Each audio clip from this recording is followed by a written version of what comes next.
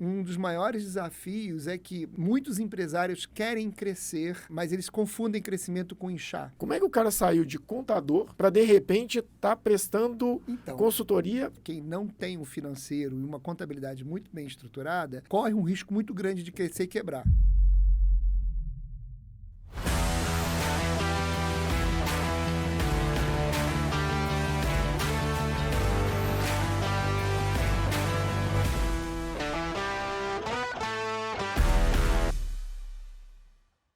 Opa, tudo bom, pessoal? Voltando mais uma vez aqui com o nosso bom e velho Café com Estratégia.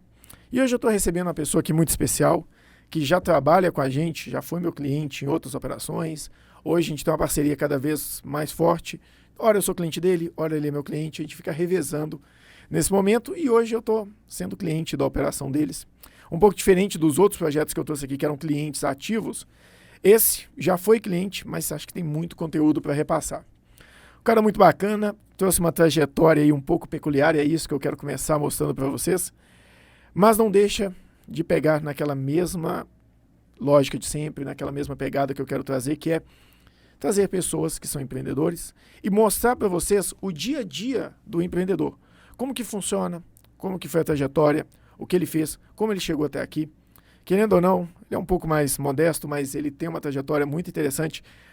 Hoje atende clientes de um porte bem significativo, clientes que são sonhos de algumas operações e que hoje, dentro da estrutura que ele se propõe a ter, dentro da estrutura de negócio que ele quer oferecer para o mercado, eu vejo um case assim, muito interessante de sucesso, uma estrutura muito interessante e uma forma diferente de ver a trajetória aí de vida, de tomada de decisão, que vai muito além simplesmente do negócio, muito além simplesmente da questão que a gente tem hoje do empreendimento, de fazer as coisas acontecer a qualquer custo. Trazer aqui para vocês, contador, inclusive, tópico muito importante que a gente vai conversa por aí. O cara é contador, atua hoje com marketing digital e vendas, vendedor nato, trabalhou com vendas muitos anos. E hoje, na realidade, ele é o responsável pelo marketing da ProStato. Só um ponto muito importante. A partir de hoje, praticamente, que não tem nem um mês, vamos colocar que talvez tenha 2 meses que ele está fazendo aí, então não julguem que todos os erros cometidos até hoje são meus, tá? Eu que cometi, eu que fiz as coisas do meu jeito, e agora eu tomei um pouco de vergonha na cara e falei, não, vou trazer um profissional de garbo e elegância para resolver o nosso problema do marketing, até porque vocês que estão aí do outro lado querendo comprar da gente, quando consegue falar, está fazendo um esforço absurdo. Eu preciso acabar um pouco com isso e ele vai ser o responsável por toda essa reestruturação. Com vocês, o nobre Paulo Canarim. Se apresenta, por favor, doutor. Me apresentar, né? Paulo Canarim, eu trabalho com presença digital, organização e vendas digitais. A gente fala mais sobre a possibilidade de fazer negócios a partir do meio digital. E esse trabalho a gente vem desenvolvendo já há alguns anos, assim, essa história dessa transição de ir para a internet, ela começou lá atrás, por volta de 2000, 2001. Então já tem mais de 20 anos que eu estou aí passeando no meio digital e entendendo os meandros do comportamento do meio digital, que é um ambiente que ele é extremamente volátil, né? Ou, assim, à medida em que a tecnologia vai avançando, o comportamento vai se reajustando. Então é um desafio diferente do comportamento offline, né? Onde a gente teve aí televisão por mais de 50 anos, rádio quase 100 anos, outdoor, jornais por mais de 100 anos, né? O digital ele é fluido, ele é dinâmico, tanto que uma das coisas raras é a gente ter uma ação, uma estratégia de divulgação digital que se sustente por mais de 18 meses, 2 anos, assim, né? É muito difícil, né? As estratégias que a gente aplicou há 1 ano e meio atrás, 2, fora assim, nem considerando a questão da pandemia, né? Tô falando assim, de modo contínuo mesmo, regular, muda muito. E esse é o meu trabalho. O meu trabalho é entender, né, a posição da empresa diante do mercado e organizá-la digitalmente. É basicamente isso. Perfeito, doutor. Eu vou começar pela parte que eu acho que são algumas curiosidades que eu mesmo tenho, então eu sigo o caminho aqui, eu falo, o podcast é meu, eu pergunto o que eu quero, já fico com as minhas dúvidas, sano elas e depois só publico para vocês. Brincadeiras à parte, tá, gente? Tentando trazer conteúdo de qualidade sempre. Doutor, seguinte, eu já conheço, já sei um pouco da sua trajetória, eu acho que isso é muito interessante porque a gente vai evoluir muito nessa parte aqui de estratégia, eu acho que isso é muito importante a sua visão mais ampla para ajudar os empresários. Eu acho que é por isso que você está em algumas operações que você está hoje. Mas eu queria entender um pouco, voltando lá atrás, começo de carreira, antes do Paulo Canarim chegar ali no... Na realidade, se fosse outro cenário, eu começaria pela Altara. Na realidade, antiga Nautilus, né? Eu começaria por ali. Mas sabendo o que eu sei, eu quero dar um passo antes. Você começou a carreira como contador, né? Foi. Isso daí tem... bastante tempo, né? O que aconteceu é que existia, né? Alguns de vocês já devem ter passado por isso, né? No último ano do ensino médio, nos idos de 87... Não, a gente se apega a detalhes, não. Eu tinha um plano de vida e a minha família tinha um outro plano de vida para mim, né? Então, eu vim de uma família de contadores e auditores no Rio de Janeiro. Meu tio foi sócio de grandes operações como Arthur Andersen e depois Cooper e Lybrand. Então, existia aí um caminho de sucesso, né? Um corredor de sucesso para mim. Um caminho trilhado, né? A gente sabe que aqui dá certo. Exato. Só segue. Vai por aqui que você não vai ter problema. A única exigência que se fazia na época para que isso pudesse dar certo é que eu passasse para a UERJ em contábeis, porque na época eram 8, né, chamadas Big Eights, elas não selecionavam, isso daí há controvérsias, mas era os rumores da época, elas não selecionavam currículos que não eram da UERJ ou da Federal, né, do Fundão. Então, era uma condição para ser... A UERJ era estadual ou a federal? Do Rio? A UERJ no Rio é muito forte. Sim. E a grade contábil da UERJ ainda é uma loucura. Eu lembro que o primeiro tempo começava às 18 e o último terminava às 10h45. Assim, era uma grade enorme. Estava conversando com os meninos ali fora, eu fiz... Aqui na face também é assim, na UFMG. Mas eu fiz cálculo integral em diferencial 1 e 2, quer dizer, mas faz o menor sentido o negócio dele. Mas fiz, né? Enfim. Hoje então, isso deve estar na aula de matemática, de física, talvez. Para quê? Engenharia, mas eu não assim, sei. depois, A gente fazia um ano. Na época, na UERJ, a gente tinha 2 anos básicos. Então, a gente estudava todo mundo junto. Economia, administração e contábeis. Os 2 primeiros anos eram juntos. Depois é que se separavam, né? E esse curso foi um curso muito importante para mim, mas foi muito importante também, porque criava uma relação de proximidade com meu pai, com meus tios, que já eram controllers e auditores e tal. E isso criou uma perspectiva diante de um negócio. Então, quando eu mudei para Belo Horizonte, que eu decidi ter minha empresa, né, um dos alicerces eram as próprias contas. Então, ter controle de contas implicava em ter chance de ter sucesso, né? Então, o meu conhecimento contábil, ele é um conhecimento que já ficou para trás, né? A contabilidade, ela é... Talvez a questão tributária, fiscal, mas a ciência contábil em si ainda está ali, O né? Razorte, né?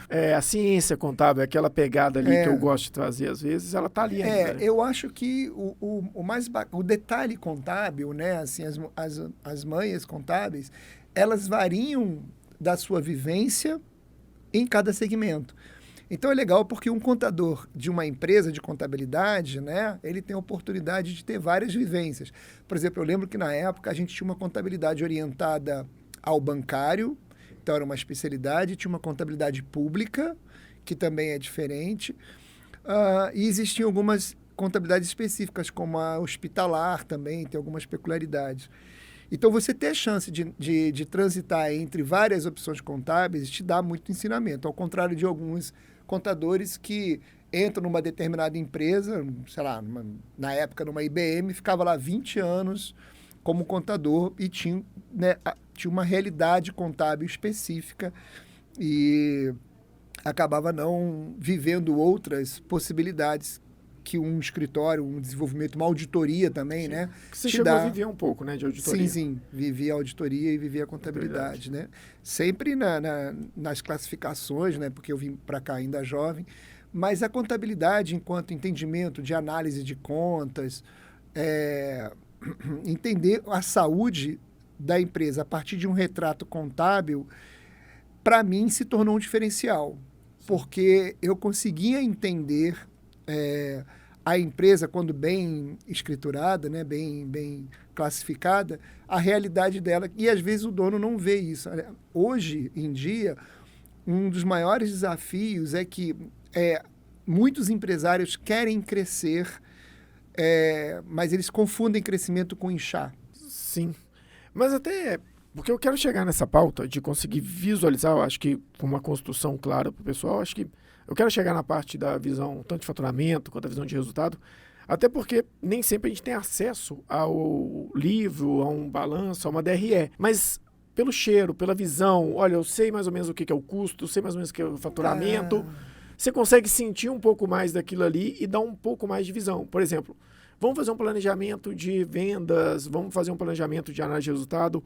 Você tem uma visão muito clara de falar, por exemplo, sobre ponto de equilíbrio, sobre resultado, sobre qual que é a viabilidade de uma operação, dependendo do volume que eu vou investir no marketing daquele produto, porque você sabe, tem tributo, não se esquece disso. Empresa grande, talvez a tributação um pouco mais alta, porque tem crédito, débito. Você consegue ter uma visão clara, talvez ali, olha, tem que lembrar do custo, eu tenho que gerar margem de contribuição. Isso é uma coisa que ainda está em você, né? Muito, porque o que acontece? A gente trabalha, no caso do e-commerce, por exemplo, a gente trabalha com o conceito de e-commerce saudável. Então, a gente tem como premissa uma venda saudável além da venda pura e simplesmente. Porque o que aconteceu com os produtos no meio digital é que eles estão disputando cada vez mais a atenção e o commodity, a distância, né, assim, os descontos, promoções, elas se tornaram uma regra, entendeu? Então, você vai ver isso em qualquer marketplace, você vai ver. Então, quem não está sentado em cima do caixa, quem não tem um financeiro e uma contabilidade muito bem estruturada, corre um risco muito grande de crescer e quebrar. Crescer vendendo e quebrar, entendeu? Sim, eu entendo isso. O meu trabalho, ele fica muito curto, né? Porque o cara cresceu e pum, quebrou, entendeu? Exato. E às vezes, eu já vi isso acontecer em operações, falando em operações de 20, 25 milhões por mês, consegui chegar a um ponto que eu já virei para o cliente e falei, olha, sua operação aí vai quebrar, você sabe disso. Agora a gente tem que fazer um plano de recuperação, um plano de tentar alongar esse prazo, mas se você não mudar o que você está fazendo hoje, e hoje você vende, você sabe vender, você não sabe gerar lucro. Mas é isso que eu quero chegar, mas eu ainda vou insistir na construção. Eu acho que a gente precisa criar um storytelling aqui bacana para o pessoal começar a entender. Porque eu acho que uma das dores de todo mundo que está aqui, eu faço isso muito, é entender, hoje a sua operação não é mais somente você. Não. Você tem seus sócios, você tem uma operação que você roda. Como é que o cara saiu de contador para, de repente, estar prestando consultoria? Qual o seu maior cliente fatura quanto por mês? Geral, você acha? 10 milhões, mais ou menos. Pois é. Como que o cara saiu de uma gestão, de uma auditoria e chegou a conseguir? Porque eu acho que o nosso público, a maioria, como você fala, a galera ali que está numa geração mais jovem, a galera do consumo desse tipo de conteúdo, o que ele quer ver é, se esse cara conseguiu, eu tenho um caminho que eu consigo. Mas nem sempre as pessoas mostram esse caminho. E eu quero começar a ir construindo, porque, você chegou em Belo Horizonte, para você sair dali do meio do contábil disso, alguma coisa chamou a atenção. Algum momento você falou, tem um negócio legal no digital. Pode ter passado pela venda, pode ter passado por N cenários. E eu quero construir um pouco disso com o pessoal. Teve uma visão que hoje não sei se é mais validada, mas na década de 90, uma coisa que eu acho que quem empreende tem que valorizar é o erro. Né? Eu acho que uma das coisas mais valiosas que a gente tem no processo de crescimento é a permissão do erro. Isso vale para tudo e para qualquer circunstância. Aprender com o erro, entender o erro, aceitar e aprender com o erro é muito importante. A primeira vez eu quebrei 2 vezes e a primeira vez foi em 96. Quando você veio para Minas? Depois, eu já estava aqui, nós montamos uma empresa, uma confecção. Aí você veio para montar essa confecção? Isso, aí nós montamos uma confecção de roupas. Pergunte, só para o pessoal entender, do nada você resolveu montar uma confecção, ou você olhou e falou, acho que isso aqui é legal, e resolvi montar? Quando eu comecei a trabalhar, comecei a fazer meu dinheiro muito cedo, eu namorei muito cedo, Sim. entendeu? É um cara apaixonado, gente. Eu não vou deixar ele entrar nessa pauta, não. Porque senão eu vou passar vergonha aqui. E vocês também. Ele sobe a régua muito lá em cima. O que aconteceu foi que, sim, eu conheci a minha mulher, eu tinha 15 anos, então a gente está desde 85 juntos. E eu tinha, com 15 anos, eu tinha uma mesada. Então, a mesada, pai contador, né? Sim. Eu tinha lá a distribuição do dinheiro. Então, eu tinha o corte de cabelo, as passagens de ida e volta, 2 cinemas, um lanche e ele dizia que era eventualidade. Na época, existia uma coisa chamada ficha de telefone. Sim. Eu tinha que ter fichas, porque se alguma coisa desse errado, eu pudesse ligar para ele. Então, a minha mesada se resumia nisso, era uma graninha. Mas eu já namorava e com 15 anos a gente já era ativo, tinha uns lugares que eu queria ir e eu tinha que bancar, porque ele falou, não, isso eu não banco. Então eu tinha que fazer minha grana. E para fazer minha grana, eu vendia camisetas. Então eu comprava as camisetas e vendia camiseta. Com 15, 16 anos eu fazia esse negócio, saía para comprar e vender camisetas. Aí eu fiz um curso de silkscreen, Sim. né? Que na época bombava, né? Eu lembro que passava no Gugu, não nessa época, mas um pouco depois, bombava aquela ideia de você ter uma máquina de silk em casa. Isso. Que você virava a sua empresa, ele dava naquela porta da esperança, aquela coisa toda. Era assim, pois é. Então, assim, essa coisa do microempreendedor, ele já tem alguns anos. E aí eu tinha, né? Eu montei uma mesa de silk e tal, eu e o meu cunhado, e a gente começou, então, a imprimir as camisas, gravatela. Era um rolê danado, né? E aí a gente começou a vender camisas. Exato, batia e tudo. E aí a gente saía para vender as camisas. Chamava Deixa Fluir a marca. Era uma papoula a marca. E uma flor, né? E aí, mas aí em seguida eu acabei entrando para a UERJ, e aí fui estagiar, fui trabalhar, e esse negócio ficou para trás. Quando eu vim para BH, quando a gente veio para BH, eu já vim decidido a não ser seletista. Então, teve uma virada de chave. O trabalho de auditoria é um trabalho de carreira. Sim. Então, você largou a auditoria lá e veio para BH? Fui. Ou você veio para cá para continuar? Não, eu larguei. Largou e vou para BH. O que acontece, né, é que o mundo seletista que te dá algumas segurança são decisões da vida da gente, né? Eu tomei uma decisão que eu queria conseguir administrar um tempo perto da Patrícia e da época do Vinícius. Então, que a auditoria não é uma carreira que facilita esse tipo de viagem muito, ficava fora. Sai no domingo e volta na sexta e olha lá. Nossa, final de ano era 15 assim, dias. Cara, teve final de ano que a gente simplesmente não voltava, virava mesmo trabalhando, assim, fechamento, auditoria e tal. Então, eu achei que não era muito a minha cara esse tipo de situação, né? Então, a decisão foi empreender e, na época, as confecções estavam bombando e eu já tinha uma história anterior, fomos para a confecção. E a gente vendendo. Foi aí que eu aprendi que, apesar da administração dos números serem importante, né, você ter a visão da realização daquele número na prática é muito importante também. Então, eu demorei para enxergar que aquela conta dava lucro. Sim. O preço da camisa, na conta, no papel, dava lucro. Mas o lucro estava embaixo da mesa. Em retalho, em malha, entendeu? Às vezes estava lá no cliente. Então, a gente começou... Eu demorei para entender que a realização do lucro, ela não se dá só do papel. Eu aprendi da pior maneira. Sim. Que, tudo bem, a sua conta está certa. Eu tinha malhas estocadas, eu tinha produto estocado. E moda é perecível, né? As pessoas acham que não, mas moda perece, né?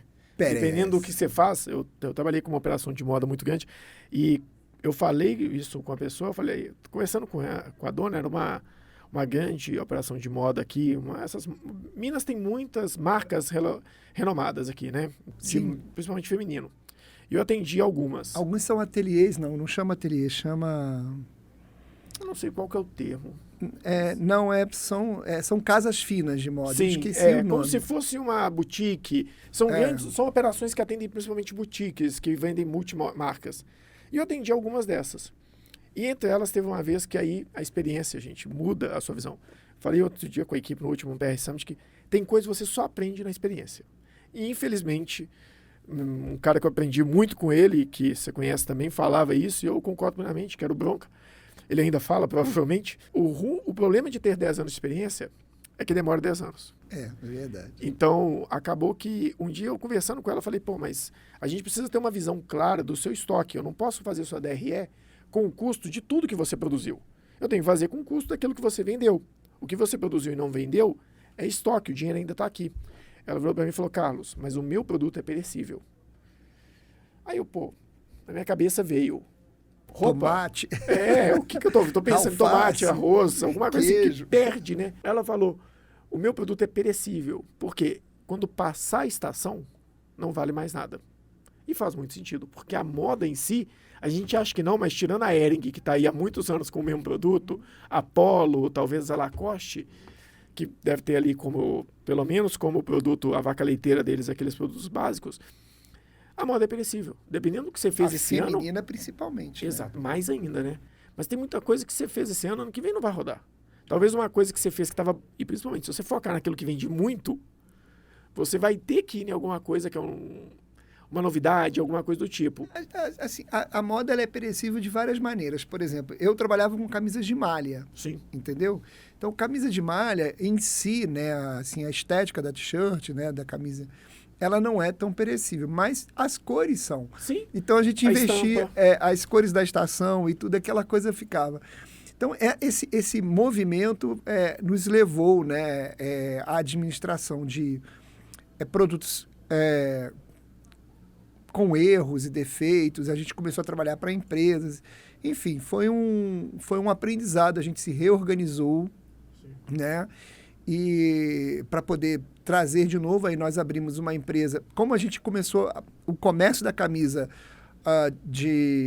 digamos, de moda, era muito mais custoso, muito mais caro. E aí uma recorrência e uma maneira de ter mais valor dentro de casa eram os uniformes e as camisas promocionais, que eu vendia um volume maior, né, de uma vez. Então, Sim. eu vendia 150 camisas, 200 camisas, 300 camisas de uma vez. E isso nos trouxe escala. E essa escala também nos trouxe o problema. Se eu erro em escala, né? Sim. Entendeu? Então, foi isso uma das áreas. Mas nesse momento que a gente conheceu o mercado promocional, nós então viramos a empresa para promocionais, né? Eu falei, não quero mais trabalhar... Moda, né? Não quero mais trabalhar com funcionários. Eu descobri que eu não queria ser e não sabia ter. Sim. Então, eu não quero ser funcionário de ninguém e não sei ter funcionários. Isso foi um grande desafio. Você chegou a ter mim. quantas pessoas na sua facção? Diretas eram 10, 12, mais as indiretas. Porque você tinha muita costureira, essas coisas faziam por fora. As facções, elas eram unidades com várias costureiras. Né? Então, eu tinha 3 facções. Tinha silk externo, tinha silk interno. Você chegou a trabalhar até com um produto que hoje é novidade para algumas pessoas, mas você já trabalhava naquela época. Você quase terceirizava a parte da produção, né? Você comprava o tecido, mandava cortar, cortava. Você cortava. O molde, a base era nossa. Então, tá. A gente modelava e cortava. E aí as camisas... É a parte mais complicada. Modelar. Sim. Aí as camisas saíam para serem silcadas, voltavam para ser montadas. Então, só ia à frente, voltava às frente, aí juntava as peças. Nossa, isso é um trabalho danado. Sim. E a gente entregava passado, as roupas eram todas passadas, dobradinha, lacrada. Passado, etiquetado, embalado, colocado no plástico. Dava muito trabalho. Caixas de papelão, 50 unidades por caixa. Então, a gente atendeu Ouro Minas no chão. Sim. Talvez o pessoal lembre do Green Park, do Forest, eram clientes nossos, camisa polo, acho que a gente fazia bordadinha. Ou seja, você chegou a ter grandes clientes, porque o Green Park e o Forest eram clientes... Aí, quando a gente foi para Brinde, então, aí eu fiz o seguinte, eu recolhi o time, ficou eu e Patrícia e mais uma pessoa, né? A gente não tinha mais a operação, e aí eu saí visitando no Brasil, selecionei 5, 6 fábricas que viraram 15 depois, né? Sim, mas isso você fechou ali a facção e falou, peraí, eu vou para uma área que você já estava vendendo para eu tinha que para decidir, empresários, né? Eu tinha que decidir, porque aquilo que você falou, né? Quando a gente tem uma empresa, né? Inclusive para quem não leu, vale a leitura do Mito do Empreendedor, que é um livro da década de 80, mas é essa história mesmo, entendeu? Então, assim, eu tinha que decidir o que eu faço melhor, entendeu? Quando eu tinha que bater o corner, peraí que eu vou falar mais atual, bater o escanteio Sim. e correr para cabecear, entre fazer o operacional e gerir o operacional e gerir o comercial, eu preferi decidir pelo comercial, e aí eu comecei a vender mais, entendeu? E aí o processo de venda trouxe o problema da operação. E aí nós quebramos. Aí eu falei, não, então vou fazer o seguinte, deixa a operação quieta para outro, Sim. que é para quem conhece, E nós montamos uma empresa comercial. Sim. E aí você decidiu sair, só achismo meu, agora que você falou que você vendeu muito uniforme, eu imagino que o brinde, naquela época a gente se conheceu, claro, um pouco depois, mas o brinde veio por essa visão. Se você vendia uniforme, você sabia que as pessoas precisavam de uniformes, de brindes, de demanda. Já tinha demanda. Você já tinha demanda. Agora uma pergunta, que isso vai ser interessante para o pessoal. Gente, a gente tem que atentar aos detalhes para conseguir realmente... Eu falo muito de repertório com o time, falo muito de repertório na internet. É repertório que te faz realmente resolver problemas e quem resolve o problema tem valor. Quando você fala comigo que você chegou em grandes operações dessa, a primeira coisa que vem na minha cabeça é como? Como você bateu na porta do Green Park, procurou um conhecido, achou alguém que ligou, como que você começou a ir para essas grandes empresas? Porque às vezes é a dor e que você resolve hoje, porque você tem grandes operações dentro da sua estrutura de marketing, por mais que você insista em querer ter uma estrutura mais enxuta e mais controlada, mas você vai em grandes operações. Como que você chegou nesses caras? Então, amigo, aí é que essa pergunta é uma pergunta curiosa. Porque o que acontece? A minha vida de relacionamento estava centrada no Rio. No Rio, cara, eu conhecia e conheço ainda muita gente, tenho muita influência. E eu saí do Rio para construir a vida em BH. Não conheci ninguém, não tenho passado aqui, né? Pois é. Eu não tinha Como base. Você chegou no Ouro Minas? Então... Se eu quiser chegar lá hoje, eu não chego. E eu não sei como vender por Ouro Minas hoje. Então, a vida de vendedor, né, é uma vida de muitos nãos para poucos sims. Então, assim, tinha uma rotina de sair para visitar e bater e procurar saber quem é que decide e deixar a amostra. Então, era um processo muito operacional, bem vendedor mesmo, de Sim. porta e janela. Só que naquela época, as empresas que eram grandes, não eram muitas, entendeu? E eram de fato muito grandes. Então, eu consegui o contato da pessoa do marketing da Central Beton. Nossa, vendi muito para a Central Beton, que hoje é Cimento Campeão, acho, que é uma francesa. Então, Central Beton... Você conseguiu o telefone da pessoa do marketing e ligou. Literalmente. Isso. Pegou e bateu o telefone e falou: oi, sou o Paulo Canarim, opero com isso, eu gostaria de falar com... Porque isso é muito importante. Vou dar um detalhe. O cold call naquela época, que chamado Sim. cold call hoje, a ligação Sim. fria, ela era... Gente, isso é da época do catálogo telefônico, entendeu? Assim, naquela época, a venda de telefone, ela fazia algum sentido. As pessoas tinham mais tempo também, Mas entendeu? eu ainda acho que faz. E é isso que eu quero trazer para as pessoas. O que você está falando comigo aqui hoje, você sabe que eu sou um cara um pouco tradicionalista em alguns aspectos, né? Você fala para mim, tem até uma secretária, né? O nível de old school que eu levo um pouco a vida. Pra você ter uma ideia, eu gosto muito, eu já te mostrei esse livro, eu gosto muito daquele livro, A Ciência da Publicidade. Ciência da Propaganda, que é um livro de 1900 e... Acho que ele é de 1800 alguma coisa.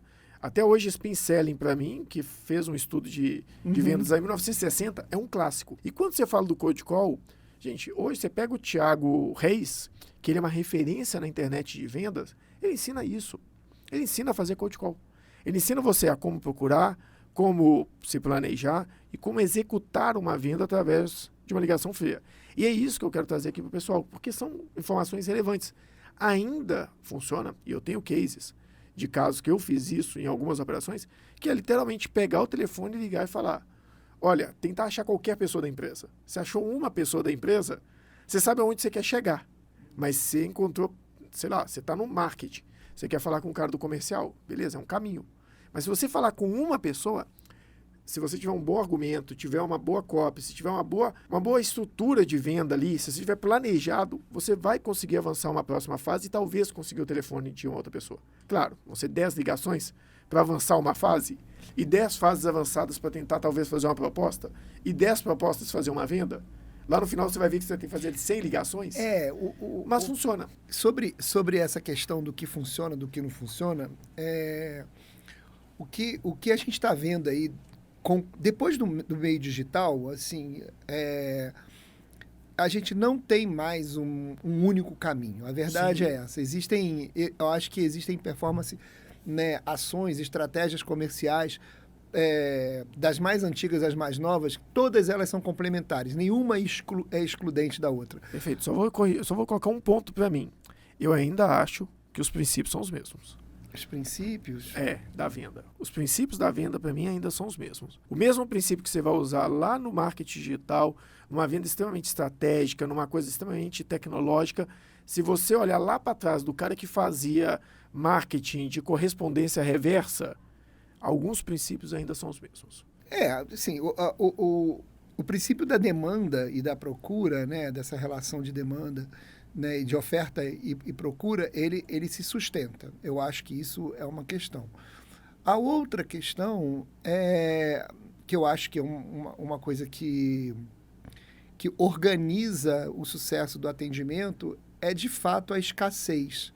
Né? Assim, ter ou não uma escassez inventada, produzida, mas ter ou não acesso àquele produto ou serviço, sabe?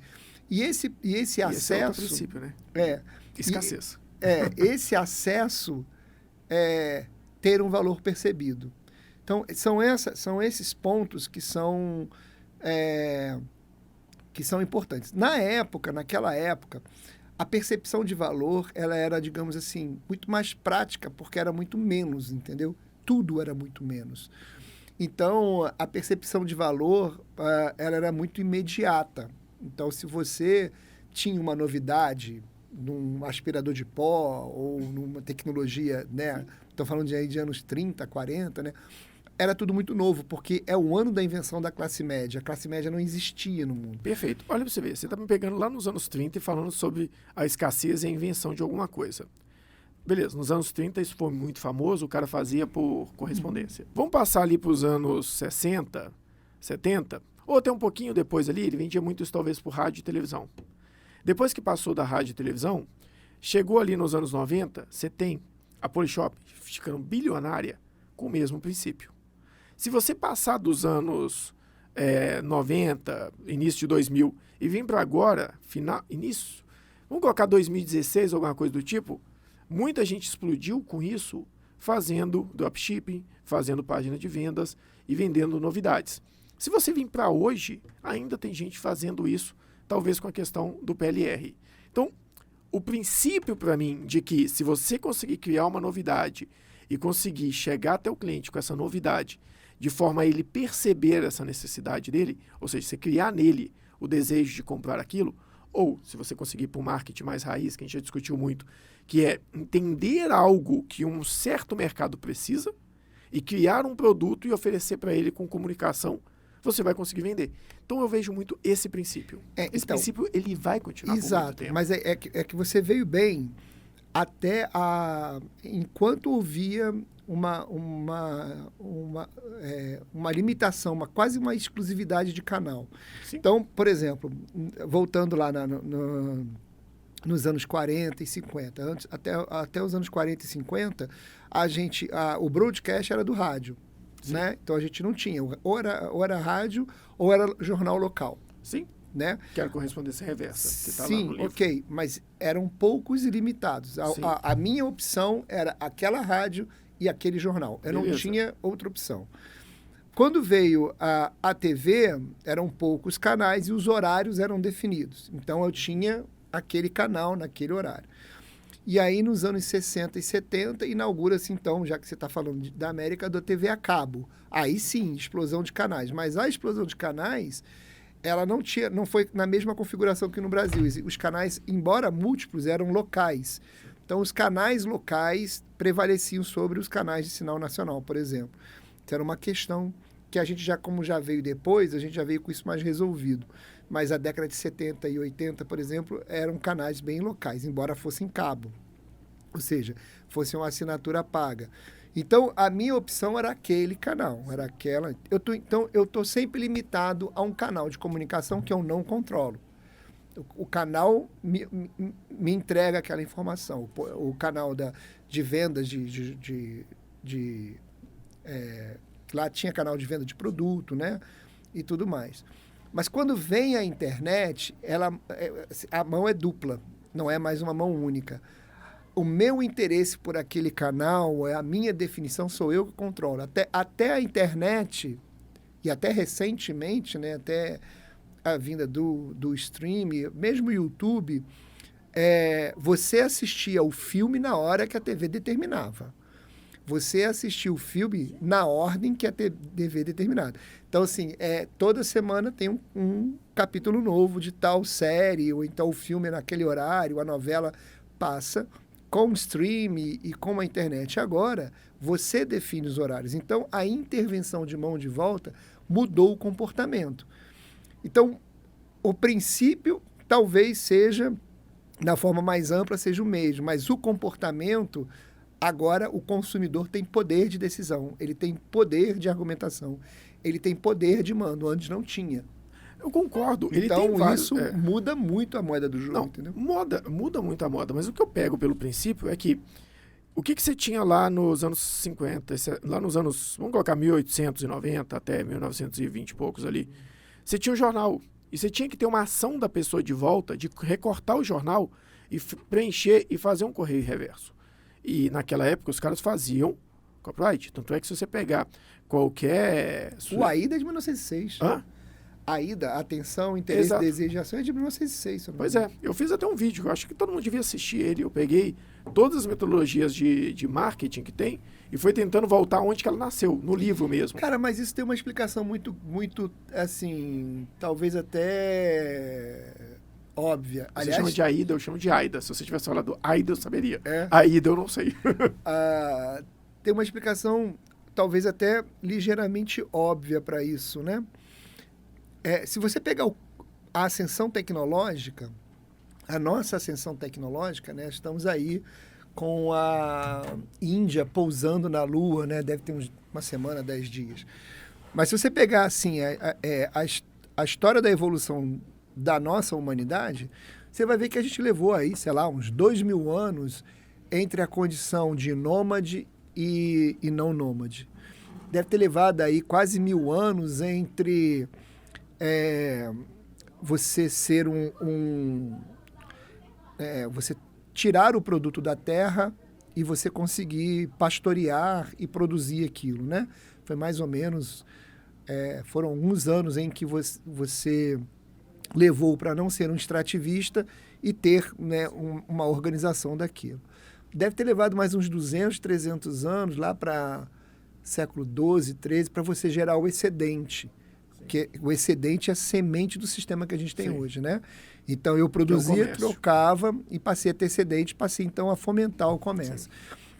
Desse excedente para caravelas e expansão mundial, foram 400 anos, mais ou menos, de 1100 até 1500. Mas de 1500 ao vapor foram 200 anos, 1700.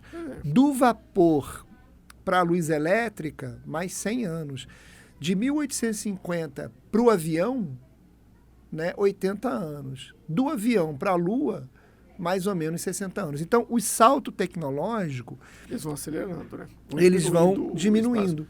Mas a base da nossa formação moral, né, centrada, por exemplo, em Abraão, que abaixo de Abraão você tem os judeus, os católicos e os muçulmanos. Né? Então, assim, você tem aí, dos 9, você deve ter uns 6 bilhões, sim, entendeu, de hoje. Então, a base da construção moral tem 2.000 anos.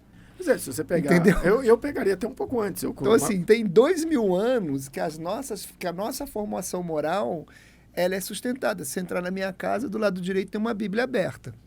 Então, isso explica um pouco da nossa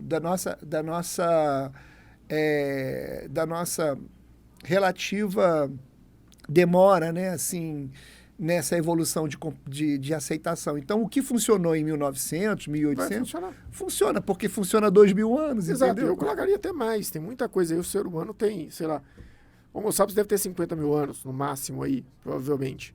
Você tem 50.000 anos de Homo sapiens, que você tem uma evolução tecnológica que tem talvez 50 anos. Então, você tem um comportamento animal, um comportamento que vai no subconsciente, que vai, se você dividir o cérebro ali entre as três grandes áreas dele, a área mais estruturada, mais robusta, mais tempo disponível, e a maior está relacionado às reações que são meio que instintivas.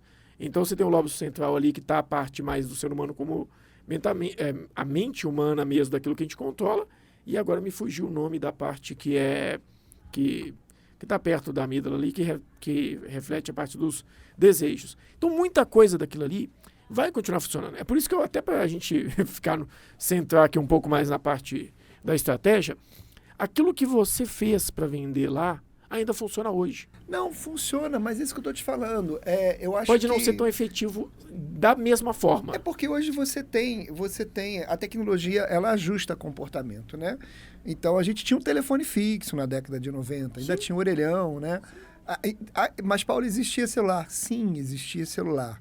Mas o celular era uma evolução do telefone fixo. Ninguém tinha, né? O smartphone, ele é um corte de tecnologia muito alto. Então, assim como nós tivemos um corte de comportamento, né, quando a ciência mata Deus, né, lá nos anos 1800, 1900, né, a ciência diz, olha, né, esse não é o caminho. Nós tivemos um corte tecnológico com a internet muito grande. Então, assim, a gente vive um momento hoje com a internet que a explosão de acesso, né, à civilização, ao mundo. Eu, por exemplo, assisto séries indianas. Outro dia eu estava vendo uma série indiana, a família sentada à mesa, uma família até de classe média, eles eram, né, são, né, na série, e eles comem com a mão. E estranham a pessoa que usa talher, né? Pô, você vai comer com talher, fala sério, né?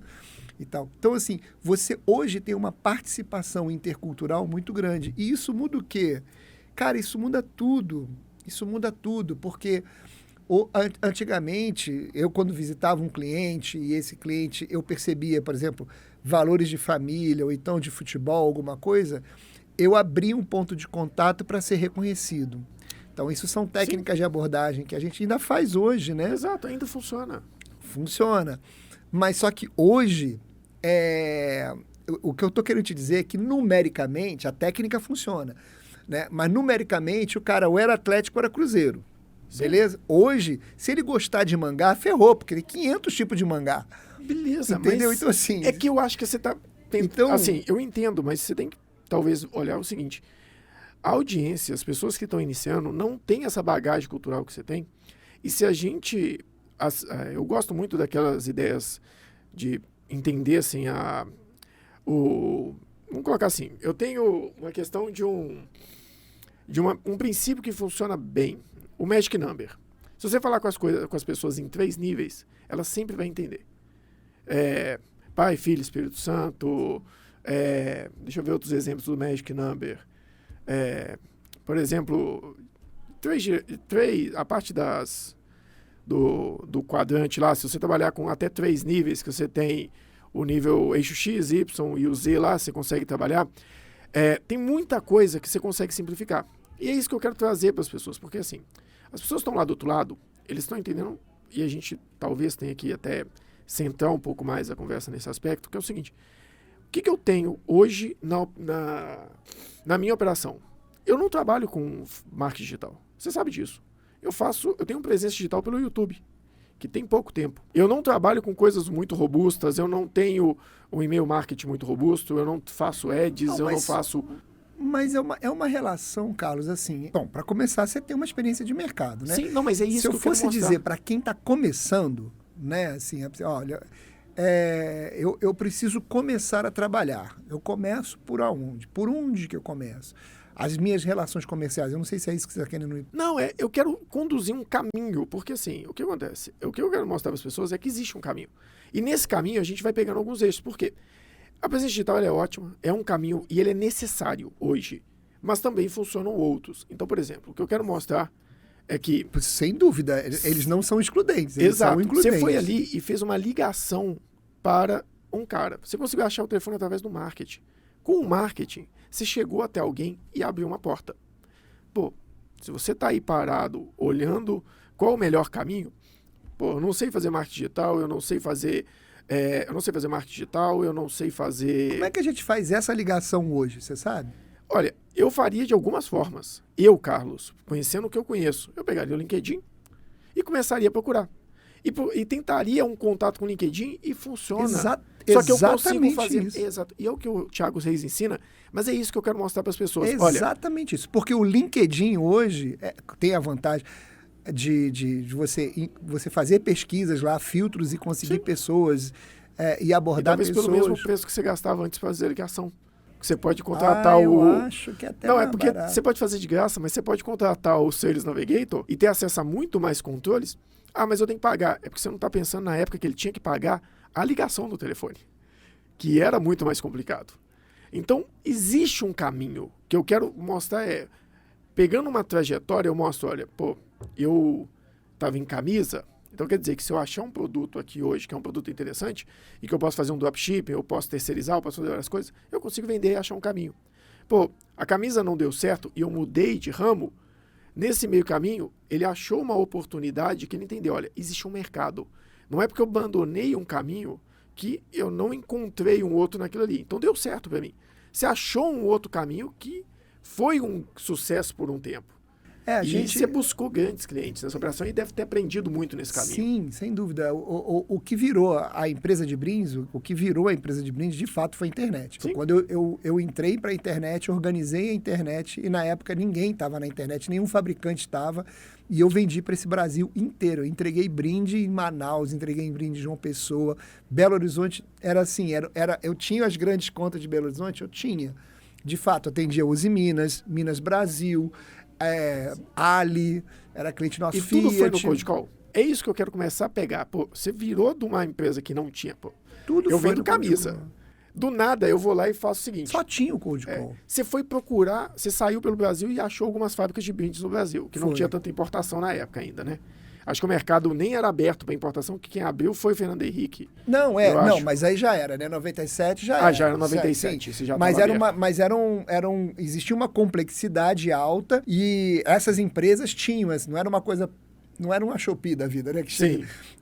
Então, era complexo. E as coisas eram muito, até então, elas eram muito verticalizadas. Por exemplo, eu trabalhava para uma empresa de canetas que importava canetas alemãs. Sim. O meu concorrente importava canetas espanholas, o outro italiano, entendeu? Então a gente disputava um mercado de canetas, mas com produtos únicos, digamos assim. Eu quando vendia Crown, eu vendi canetas Crown, né? Se você não conhece, dá uma olhada no Google, aí vende. São umas canetas bem bacanas, assim, são... Tem um consultor aqui que tem uma que ele carrega na mão até. Eu vendi canetas Crown, então assim, eram canetas que são exclusivas de uma... Então, a gente tinha uma certa exclusividade, entendeu? Era assim, as fábricas que eu trabalhei tinham produtos bem verticalizados. Então, era comprar o meu produto, né? Ou então comprar o produto do concorrente, que era específico dele, entendeu? Sim. A gente não tinha o mesmo produto para todo mundo. Entendeu? Eu vou te dar um outro exemplo aí hoje. Um cara que eu sigo, também desse mercado, eu sigo algumas pessoas do dropship que eu gosto de conhecer. Eu gosto de repertório, realmente eu tenho um problema com conhecimento. Isso é uma coisa que ainda acontece para mim. Por exemplo, tem uma coisa que as pessoas vendem na internet, é lista de fornecedores da China. Por quê? Tem-se um certo produto específico ali. Por exemplo, eu estava vendo hoje de manhã, o cara achou uma garrafinha motivacional que todo mundo carrega hoje. Você vai ver umas garrafinhas de tomar água que é grande e tem umas frases. Aí ele tem um kit de garrafa promocional. Ele estava mostrando que esse kit de garrafa promocional fez 20 mil vendas na operação dentro da Amazon. Ótimo. Eu tenho ali o mesmo caminho. Se você procurar um bom fornecedor, se você tiver um bom produto e conseguir um canal de distribuição, hoje o canal é mais fácil. Automaticamente tem muito mais gente com canal de acesso aos fornecedores e muito mais gente com canal de acesso ao distribuidor, que é o canal de comunicação ali que seria, por exemplo, o marketplace. Mas ao contrário de você que tinha que fazer ligação, tem milhares de pessoas ali dentro do marketplace. Então, mesmo assim, nessa mesma trajetória, eu consigo conectar a sua virada. O cara que estava ali vendendo na internet, ou o cara que tem um produto, ou o cara que estava na prestação de serviço, uma lanchonete, o que ele tiver, ou ele era um funcionário. Aí ele buscou um produto, não deu certo.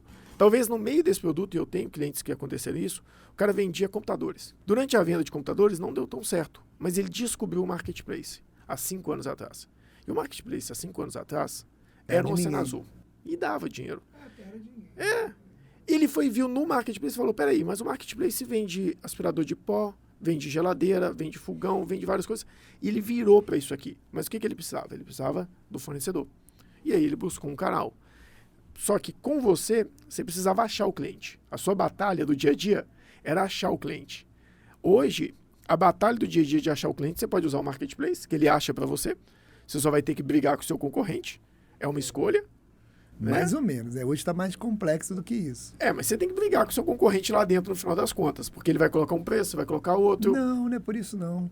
É porque o marketplace é um lugar fechado, né? Sim. É um ambiente fechado. O maior desafio é você encontrar um produto, você achar um produto qualquer, que você tenha um volume de busca alto e não tenha ninguém prêmio no marketplace. Porque o problema é que os premiums já tomaram. Aparece na frente. Sim. Já tomaram. Então já tem premium para quase tudo, digamos assim. Exato. Então, você achar um produto que tenha volume, que não tem premium, é um desafio. Então, é muito difícil hoje você chegar no marketplace e dizer assim, não, vai ter gente aí que vende 40, 50, de vezes mesmo, mas o que se vendia e o que se vende hoje, realmente, as contas, os sellers premium já assumiram, né? Eles garantem. E depois eles abriram para as grandes corporações. Então, assim, você vai ver a Positivo Tecnologia, tem uma página premium na Amazon, provavelmente grandes marcas de cafés têm também. Então, quando você entra hoje para uma linha de produtos que já tem sellers que assumiram, né, as 4, 5 primeiras páginas, é muito difícil, entendeu? Eu falo pro Paulo desafio. Que toda vez que eu falo com ele fica me corrigindo. E ele fala a mesma coisa que eu falei. Eu falo que é brigar o concorrente, ele detalha que eu estou brigando com o concorrente que é premium, que é seller. Ainda é a mesma coisa. É brigar com a concorrência, de uma forma ou de outra. Cara, no final das eu contas... Não sei, cara, se a concorrência... Eu não trabalho... Você pode achar que é uma concorrência que talvez não seja tão direta, porque o cara está num nível diferente. É isso que eu te falo. Esse nível... A gente... Na construção, o concorrente normalmente, assim, tem uma certa linha... Porque como é que você vai dizer para mim assim, eu montei uma hamburgueria no bairro. Eu tenho como concorrente o McDonald's. Dependendo do aspecto, a gente tem que fazer uma análise para dizer, sim, você está perdendo venda para o McDonald's, ou você está tomando venda do McDonald's. Sim. Essa relação de concorrência, a gente faz uma análise de contexto para entender se isso de fato está acontecendo, né? Ele tem que preferir um a outro, entendeu? Agora, quando você chega num lugar que você não tem nem acesso, entendeu? Assim, você não... Sua concorrência, análise de concorrência, uma coisa um pouco assim... Eu vou te dar um exemplo. Assim, eu posso citar exemplos de operações que a gente tem. Eu tenho uma operação que começou há, talvez, 2, 3 anos atrás, numa época que já tinha muito seller lá dentro do marketplace, tinha muita gente grande dentro do marketplace. Os caras estão vendendo 18 milhões por mês e estão batendo de frente com muita gente grande. Então, assim, eu ainda acho, a minha visão, pela experiência que eu tenho dentro de operações... Sellers, não são? Agora. Mas eles, há 2 anos, eles bateram e entraram quando já tinha seller. Eu já tinha atendido outras operações parecidas com a deles em 2018. E que eram operações que já estavam com volume muito grande e estavam brigando numa época que, por exemplo, a Sulgar queria entrar. Então existe ainda essa... Mas sempre vai existir. Exato. Sempre vai ter um Pelé, um Ronaldinho Gaúcho. Sempre vai ter esses caras. Eu estou falando aqui, porque tem que tomar cuidado com isso, Carlos. Eu prefiro dizer, para tomar cuidado, porque esperança não é estratégia. Eu concordo. Entendeu? Mas eu não posso falar também que não existe. É isso. Eu não sou um cara que tenta oferecer para as pessoas fórmula mágica, as coisas. Eu falo que a disciplina é a fórmula mágica para mim, processo, padrão. Mas o que eu quero trazer aqui, nessa visão, é que existe. Você pode chegar, aí é uma estratégia sua. Mas eu vejo ainda a possibilidade no mercado. Eu não posso tirar isso. Sim, eu entendo. É que dentro do marketplace, você está dentro de um ambiente que, né, que ele é fechado. Ele tem uma condição do qual o seu controle é muito baixo. Perfeito. Você entende que o controle de quem está vendendo no marketplace, o controle é muito baixo? É uma via de mão dupla. Do mesmo jeito que o seu controle é muito baixo, o público está lá. Você não precisa brigar pelo público. Eu estou falando a mesma estratégia que algumas dessas operações, que são operações de sucesso, tomaram decisão. Eu poderia ter uma loja, eu quero chegar nesse ponto. Eu poderia ter uma loja própria? Poderia. Mas os caras entendem que a estratégia deles é trabalhar no marketplace, porque o cliente está lá. Eu não quero trazer tráfego para cá. Não é porque o cliente está lá, não.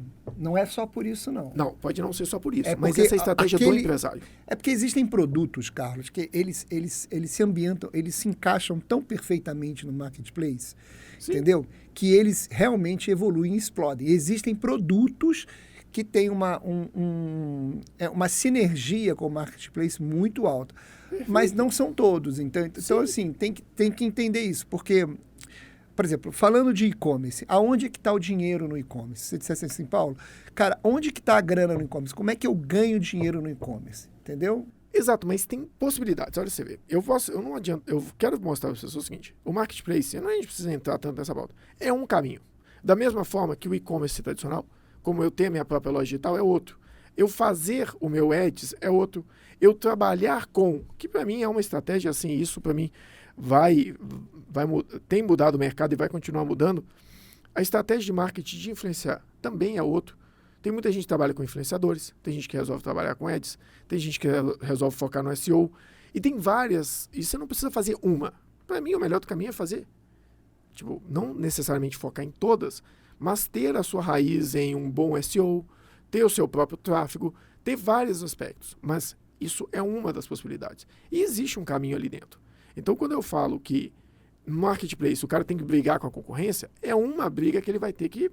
ele vai ter que, na verdade... assumir lá dentro. Se ele vai empresariar... Porque se você vai ser um empresário, você, a partir de hoje, tá, gente?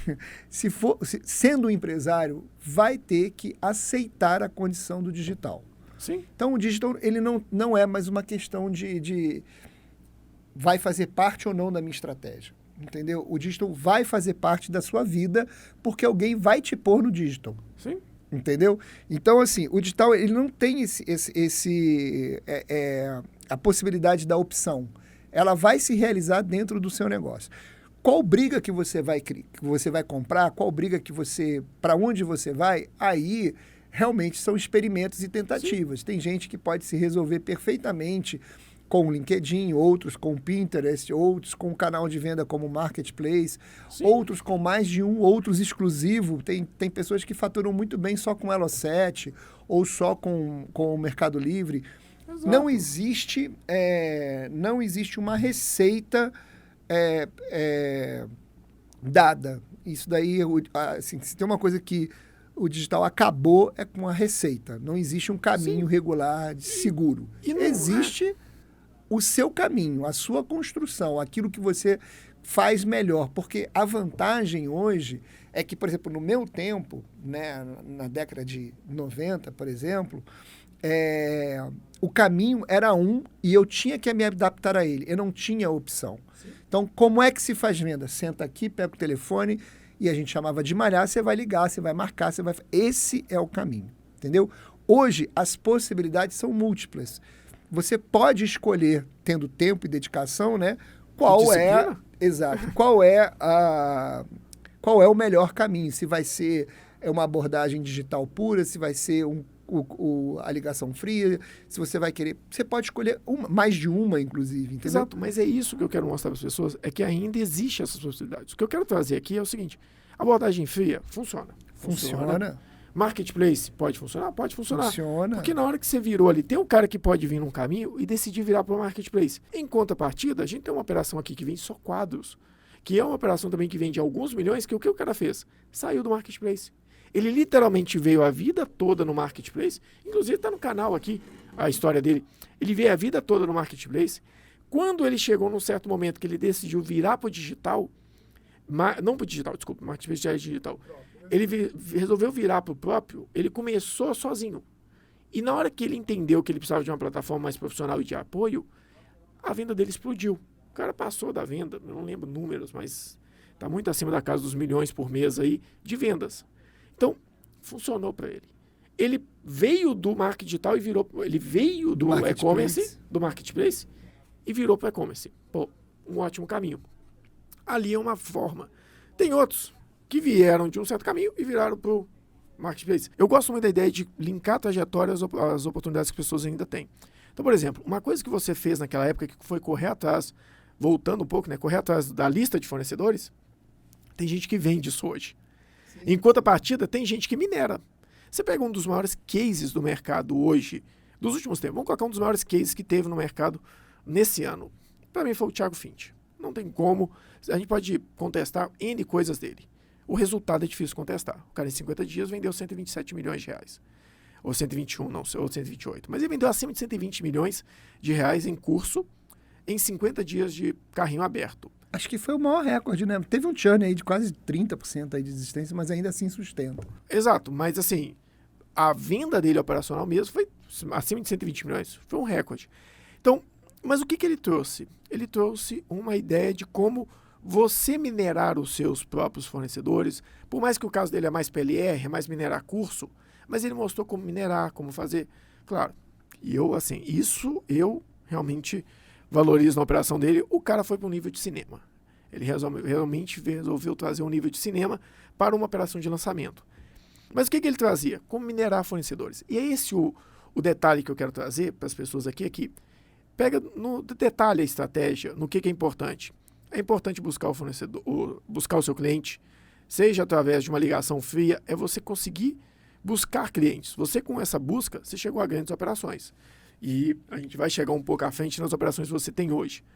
Você, buscando oportunidades de fornecedores, você também conseguiu avançar.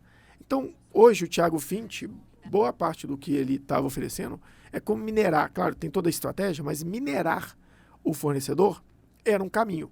Então, você minerar o seu produto ou criar o seu próprio produto, mas de uma forma ou de outra, esse desenvolvimento do produto, do que você vai oferecer, é algo muito importante na estratégia como um todo, seja do digital, seja do tradicional.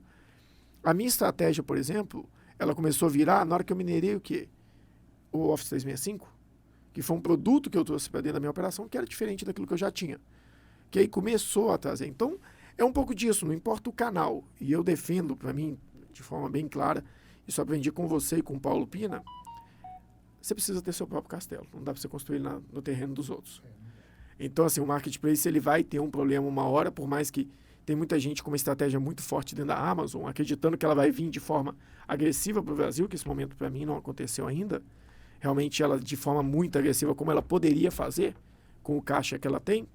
Então tem muita gente vendendo isso. Não acho a melhor estratégia, mas sei que é uma estratégia. Eu vi uma operação rodando aí dentro da Amazon e realmente os caras vendem bem. Mas a margem é muito pequena, tem N outros fatores e realmente a concorrência é muito agressiva. Na década de 90, início dos anos 2000, quando você fornecia para uma rede de varejo, como Carrefour, Lojas Americanas e tantas outras... Muito bom isso. Quando você fornecia, já naquela época, né, eles detinham um controle sobre o seu produto. Sim. Então, o que eles fizeram, né, assim, a estrutura que eles fazem, é basicamente isso. Naquela época, a gente tinha outros nomes. A gente dava os enxovais, pagava os painéis, ponto de gôndola, entendeu? Então, assim, eles são um canal de distribuição. Existe o que hoje, para o marketplace hoje, são as primeiras páginas, no final dos anos 90, era o limite da gôndola. Então, você chegava lá e dizia assim, eu quero botar o meu produto, que é excelente aqui. Sim. Cara, pode ser, mas eu já tenho... Botar a sua ilha. Eu não tenho onde pôr o teu produto na gôndola. Tu vai pagar quanto para eu tirar de um e botar o teu? Tem uma ilha muito grande, mas isso é uma visão que eu até falei isso com um cliente esses dias. Para mim, o supermercado e o hipermercado, o supermercado de rede e o hipermercado, para mim, eles são os marketplaces da operação física. Eles são, exatamente. A estrutura... Ou seja, isso já existe há muito tempo. A capacidade de escalar isso no digital foi um negócio assombroso, né? Tanto que a Amazon é o que é hoje e outras se tornaram o que são por conta disso. Porque eles criaram uma possibilidade. E hoje, com o infoproduto, no caso da Amazon, por exemplo, você vai... Né, você tem os livros digitais que vendem muito ainda e outros produtos que estão lá. Então... Essa organização da disponibilidade do acesso ao cliente, né? Eu te entrego o canal...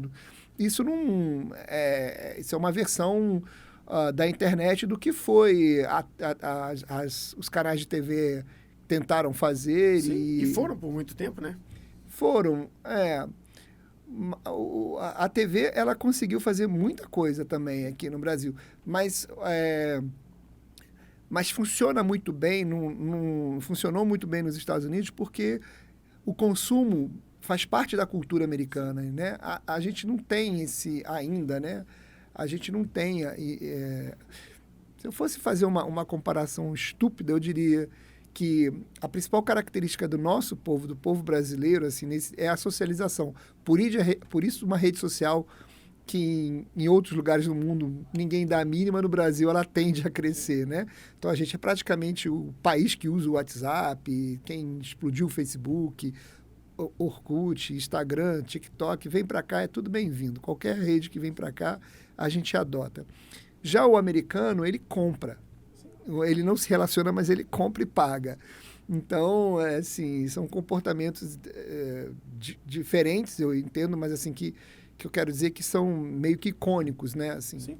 Não, mas eu daria um passo atrás e falaria o seguinte, se a gente sentar só no Brasil, se a gente esquecesse, porque a gente está no mercado brasileiro, as pessoas podem vender para a internet para qualquer lugar do mundo. Pega o mercado brasileiro. O que a TV fez, por exemplo, com a TechPix, que aí você pega cases e começa a estudar. Eu assino um streaming que é um pouco diferente dos outros, que é o Meu Sucesso, que é do Flávio Augusto. Recomendo muito, só acho um pouco caro, mas vale a pena.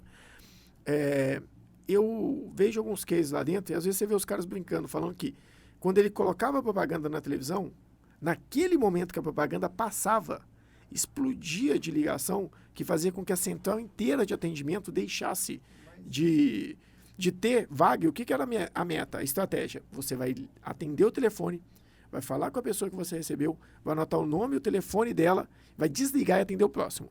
Porque na hora que a propaganda passar, você vai ter um tempo para você retornar para todo mundo e aí trabalhar a venda.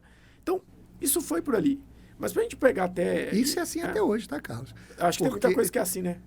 Eu tenho uma indústria de colchões que é cliente nossa, ela faz na TV local, quando o anúncio tem um horário lá entre meio-dia e 17, fica todo mundo... Sim. Que o telefone explode ali durante aquele período explode, depois baixa. Exato.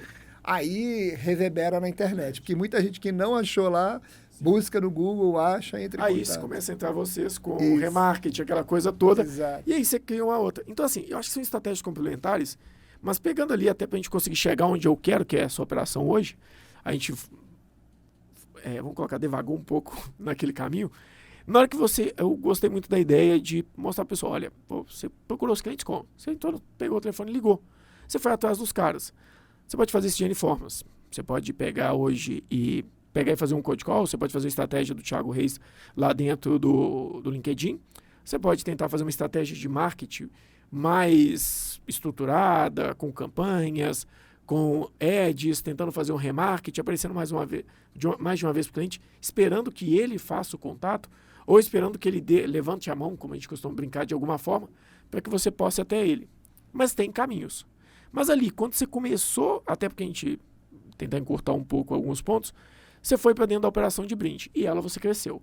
Mas que momento que você olhou para a operação de brinde e falou assim, eu preciso ir para o digital? Porque eu acho que ali foi o ponto de virada que chegou para você até chegar na Nautilus e tudo aquilo, né? Foi logo no início. A gente já por conta dessa limitação, eu fiquei, na época, por conta da limitação dos meus relacionamentos locais, abrir mercado, ter cliente grande demorou. E Sim. Eu não tinha fôlego, né, para esperar tanto. Sim. Então, a gente precisava ter vendas. Então, a gente construiu o primeiro site, e aí era um site de contatos, né? Mas eu construí um site de desenvolvimento em 2002, eu acho, já de orçamento de carrinho. Então, em 2002, eu já tinha um site que me mandava os orçamentos. Mas, na época, os orçamentos chegavam por e-mail, né? E aí, teve o Marcelo Saldanha, que é meu sócio desde a época, ele desenvolveu um sistema para a gente. E o sistema era muito complexo. Eu brinco com ele que é a obra-prima dele, porque o que acontecia? Ele construiu um sistema em que o cliente... nós tínhamos 12 fábricas. E as fábricas tinham seus produtos. Não era um produto por fábrica, eram vários, né? Então, o que acontecia? O cliente, ele invariavelmente, ele queria um orçamento, ele tinha uma verba, ele queria um orçamento para várias opções de brindes. Então, ele poderia comprar comigo, digamos assim, 15 mil reais. Sim. mas ele cotava 50, entendeu? Então, porque ele precisava saber do preço de tudo, né? Para decidir o que vai comprar. Para decidir o que vai comprar. Então, o que acontecia? Aquele orçamento chegava na tela das vendedoras, as vendedoras tinham... Acho que eu lembro nessa época. Exatamente, chegava na tela das vendedoras, as vendedoras respondiam o orçamento, em seguida negociavam com o cliente, então tinha um atendimento online, né, assim, de receber o e-mail, montar o orçamento e devolver para o cliente, em seguida fazer uma ligação e aí acompanhar aquilo, o cliente para saber o que vai ficar e o que vai sair. Nesse processo todo, do que vai ficar e o que vai sair, aquele orçamento virava um pedido, e se ele comprasse camisa, boné e caneta, aquele pedido, aquele pedido do cliente se desdobrava em 3 pedidos para 3 fábricas diferentes, automaticamente, com código. Então, a gente tinha um controle, né, sistêmico, né, integrado de tudo que acontecia. Então, a gente sabia exatamente onde o cliente estava a todo momento dentro da nossa empresa. Depois que ia para a fábrica, a gente tinha que trabalhar mais porque tinha que gerir a fábrica, né? Então, a gente tinha um...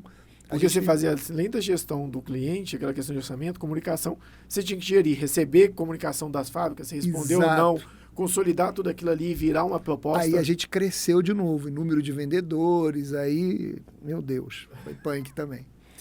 Mas e como que você chegou? Assim, 2002, não 2002, eu acho que não o marketing, mas ter um site já era uma coisa um pouco mais comum. Porque eu lembro que em 2002, não foi 2002, 2002 eu entrei para trabalhar na CEMIC, fiquei na CEMIC de 2002 a 2004. Em 2002 a 2004 eu lembro que eu entrava muito no site da Telemix celular, aquelas coisas, tinha bate-papo, era a época do bate-papo online.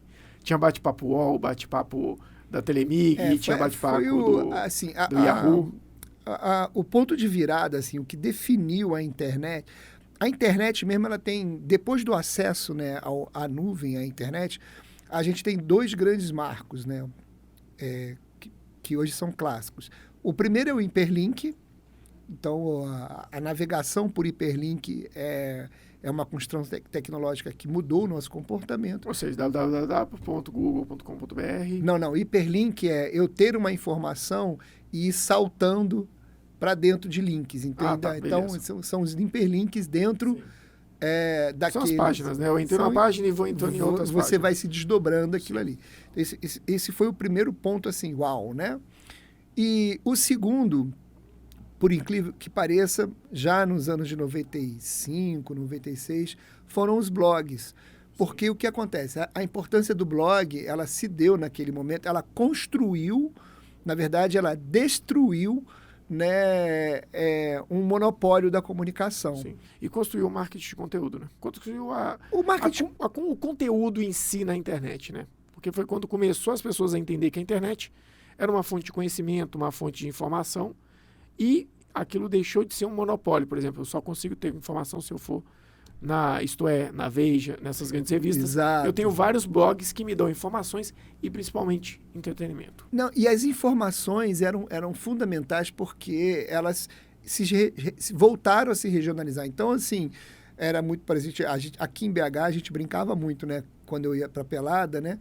Porque o Jornal Nacional, ele dava, no finalzinho, falava de esporte e era sempre Flamengo. Sim. Né? No máximo um Corinthians, um São Paulo. Mas não falava do que acontecia com o Atlético, Cruzeiro, Coxa Branca, né? Esporte, qualquer outro Grêmio, não chegava, né? Ou seja, para a Rede Globo, o Brasil era o que se passava no Rio de Janeiro, entendeu? Assim, e não é verdade, o Rio de Janeiro não, assim, o Brasil não é só litoral, né? Como diz a música.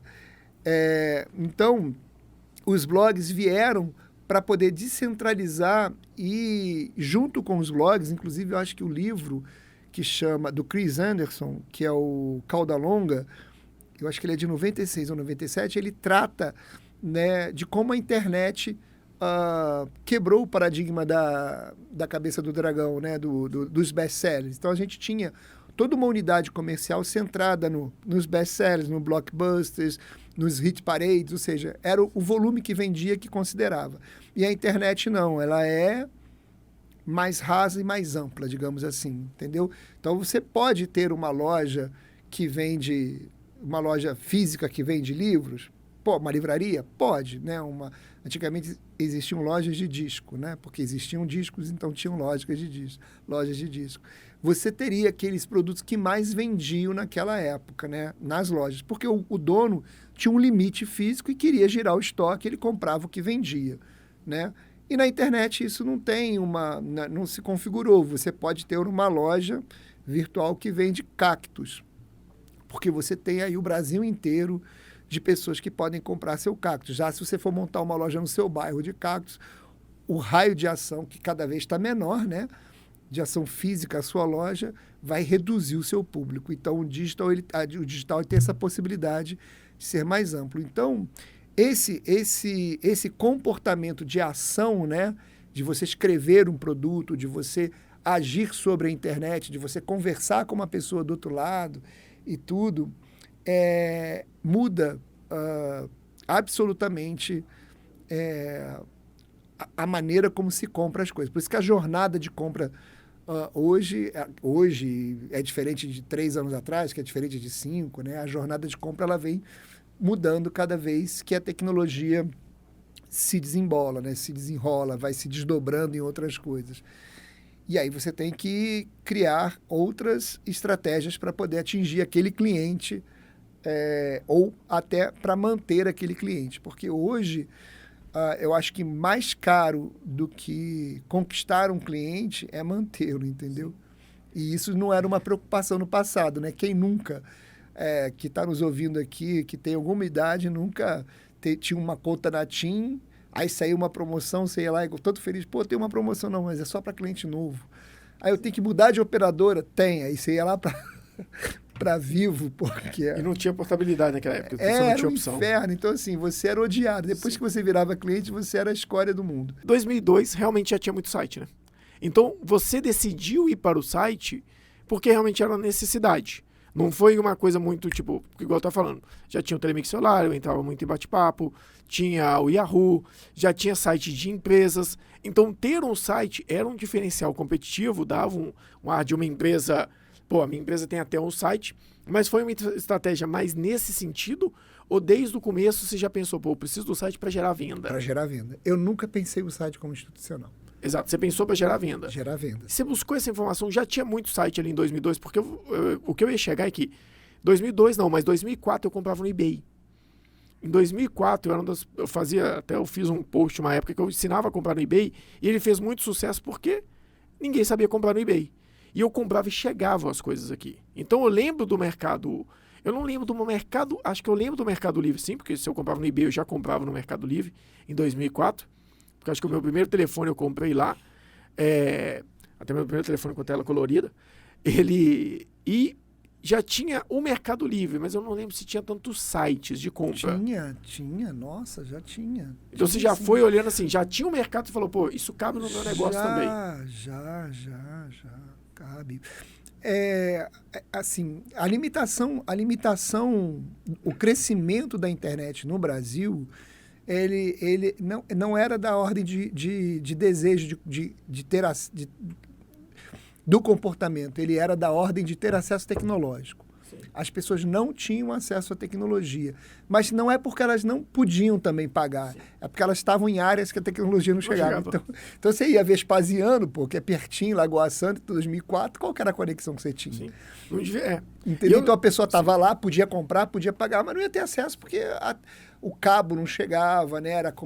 Em 2004, acho que ainda era fibra ótica, né? Aqueles anéis de fibra que construíram a Contorno. Eu lembro que em 2001, eu tive um período dentro da tecnologia, que talvez eu não tenha mencionado, mas eu entrei, a empresa rodava também com a Patrícia, e eu trabalhei com tecnologia. Eu trabalhei para uma empresa de tecnologia, então eu trabalhei com Cisco, Tricom, que eram nós de rede, foi onde aprendi camada OSI, e conheci a tecnologia de perto, e foi daí que eu tive acesso, então, a essas coisas de site. Tá. E aí começou a ter esse insight. Exato.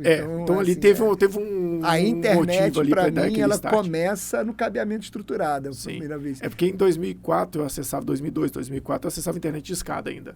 Lá em Venda Nova, onde eu vivia, a gente acessava internet de escada.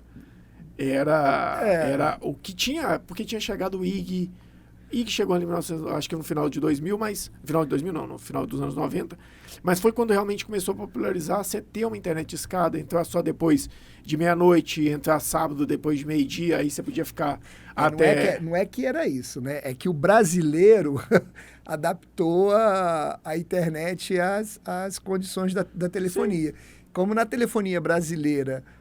você lembra que faz um 21 no domingo, né? Era só um pulso, então a gente esperava para ficar por um pulso. Exato, a gente nem lembrava, eu sabia porque que era, mas era o que a gente fazia, era a ideia de um pulso. Você não era criança, não, mas... Eu tinha 16 anos em 2002. Mas você pegou falar com 3 segundos? Sim, peguei muito isso na Oi, né? Peguei, isso e outras coisas também que a gente fazia. Então, assim, alguns aparelhos que você mandava mensagem, cancelava, não cobrava. A gente conhecia bem essas operações. Exato, isso é uma coisa muito dessa adaptação nossa, né? Sim, mas é isso que eu queria entender ali, assim, acho que agora ficou mais claro que, como você estava em tecnologia, você foi. O Marcelo entrou para fazer o site como seu sócio ou ele já estava? Marcelo, então, é isso que eu queria te dizer. Eu passei a ter acesso à tecnologia e esses acessos à tecnologia me levaram a pessoas digamos assim, de maior recurso de conhecimento tecnológico e tudo. Então, eu acabei lidando com professores da UFMG, O que aconteceu foi o seguinte, nesse início aí, a gente começa então, no final dos anos 90, início dos anos 2000, aparece o conceito de seed capital, né? Capital semente, anjos, os investidores. Então, o que está popular hoje, naquela época, era embrionário. E uma empresa iniciada dentro da UFMG, você sabe que o Google entrou no Brasil pela UFMG. Uhum. Você sabe dessa história? Não, mas... O Google chega no Brasil tecnologicamente pela UFMG, se estabelece na Broncaran tecnologicamente. São Paulo é administrativo e comercial.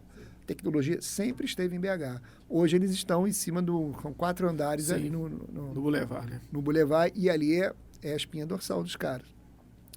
Eles compram um buscador, eu não sei se era o Tudo BR, eles compram um buscador da Federal e pagam tipo $1 milhão. E aí o professor, né, virou um caso, né, de tecnologia e tal. Eu cheguei a alguns professores da Federal e a gente montou um projeto, que era um projeto que já usava inteligência artificial naquela época, ele já foi desenhado com inteligência artificial, que era um gabinete virtual para professores. Então, tudo que um professor tem num gabinete, né, na Federal e nas universidades maiores, o professor tem um gabinete. E ali tem toda a história dos alunos, das turmas. Então, a gente desenhou um modelo e eu busquei investidores para esse modelo naquela época. Então, eu tive acesso a esses professores. Um desses professores tinha um aluno, que era o Marcelo, ele era formando da ciência da computação, que defendeu o TCC dele com base nesse projeto que a gente desenhou, que na época chamava GAP.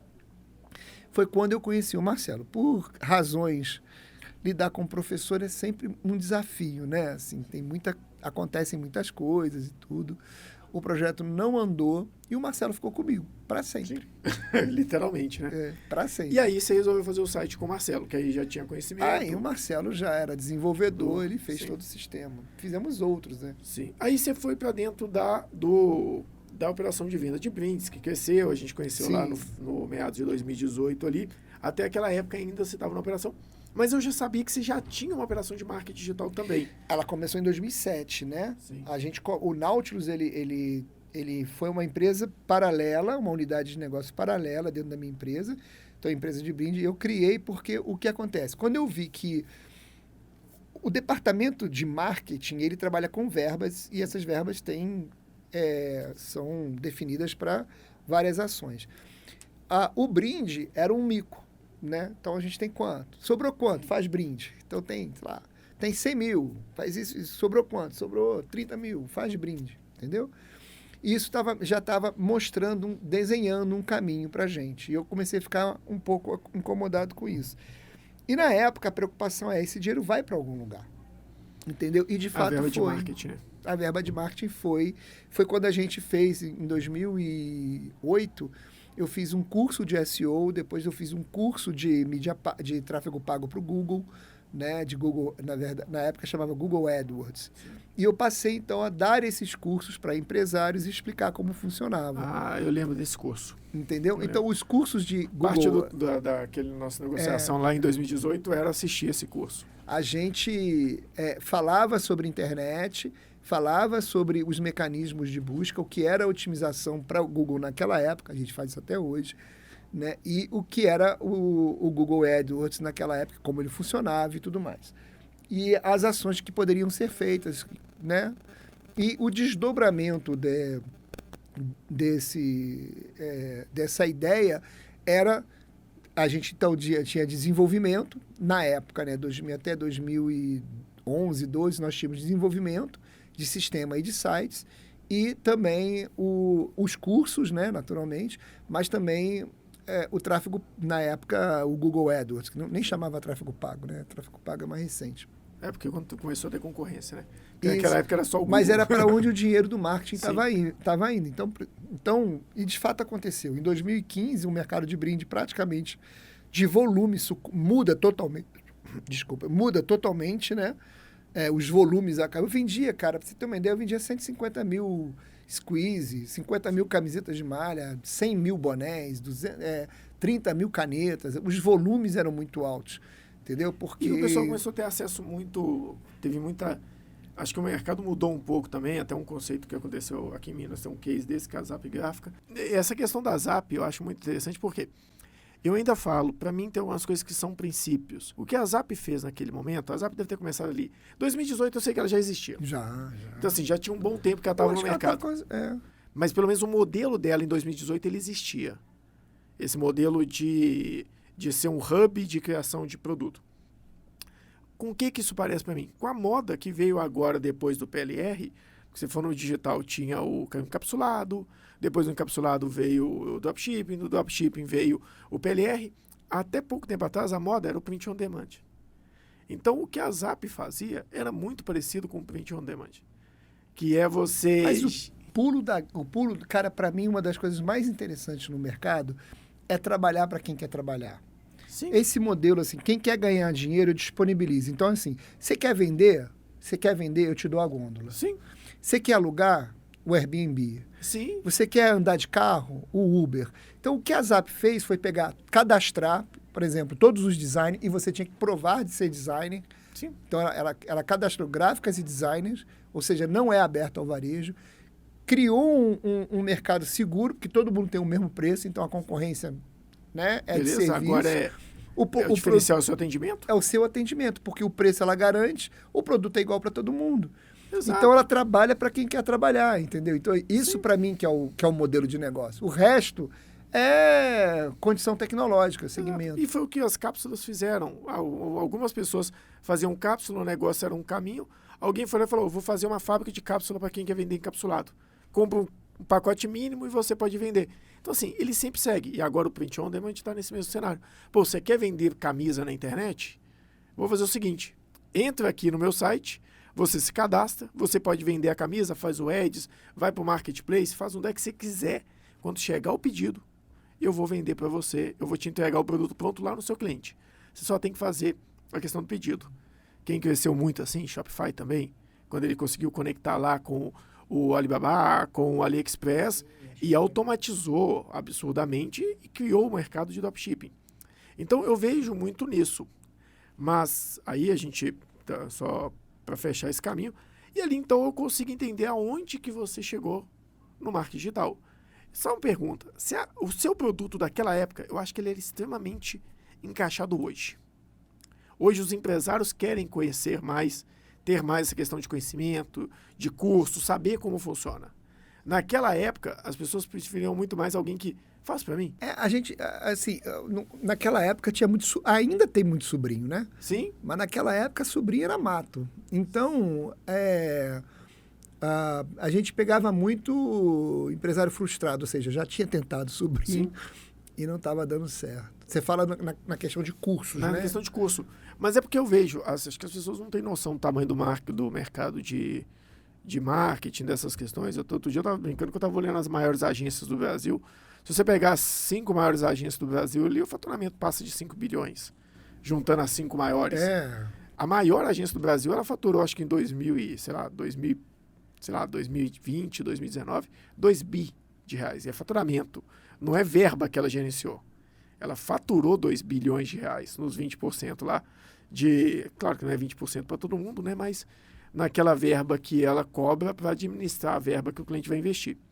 Então, assim, é um mercado muito grande, o mercado de marketing, e há muitos anos. Desde quando ele se estruturou, é um mercado gigantesco. Você pega lá, eu voltando rapidamente lá na ciência da publicidade, o rapaz que é o responsável pelo livro, eu esqueci o nome dele agora, não vai vir na minha cabeça, ele teve um contrato absurdo na época, um contrato de tipo, o cara fez um contrato de $1,5 milhão em 1900 e alguma coisa. Era uma coisa assim... Era o PIB. Era as coisas astrondosa. Então, o cenário era muito diferente. E mesmo assim, o marketing sempre foi muito bem visto. Mas você acha que naquela época, o produto que você lançou, ele estava atemporal? Você acha que hoje ele se encaixaria melhor? O produto do treinamento para o empresário, não para pessoas que querem aprender. Mas para o empresário, porque eu acho que o foco de vocês naquela época era o empresário. De certa forma, sim. Eu acho que existia uma antecipação. Falar com o empresário no Brasil é uma coisa muito difícil. O empresário médio brasileiro, né, é um desafio. Eu acho que, por exemplo, o Ricota das agências, né? Hoje a agência mestre, ele já falava para as agências, ele já falava para os profissionais. Falar para profissional que quer trabalhar, como eu te falei nas outras estratégias, facilmente você obtém a atenção dele, entendeu?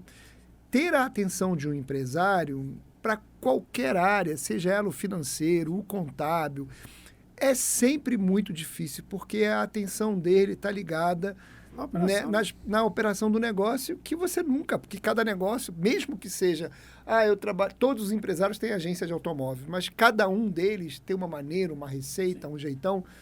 Então, falar para o empresário é sempre muito difícil. O que eu acho hoje é que ser multidisciplinar, né? Por exemplo, no meu caso, que tenho conhecimentos multidisciplinares, assim, não tantos, mas não tão óbvios, não tão lineares, digamos assim, né? Em relação ao marketing, contribui. E isso é uma percepção, acho que meio que recente.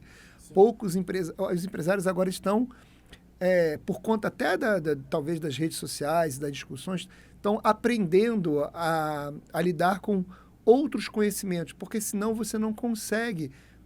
O mais crasso dele, mais óbvio deles, assim, é lidar com pessoas. Então, é muito importante você saber lidar com pessoas para você poder escalar, se o teu negócio, principalmente, depende de muitas pessoas. Uma empresa que fatura hoje, sei lá, 10 milhões e tem 500 empregados, tem que ter, né, uma gestão de pessoas.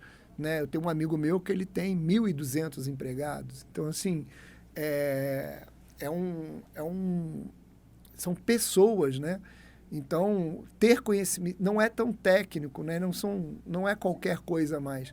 E se você, no meu caso, que trabalho hoje, nós somos uma empresa de consultoria, então nós temos um grupo de pessoas lá dentro que é de ótimo nível, né? Você tem que saber lidar com eles, você tem que saber lidar com mais de uma informação, né?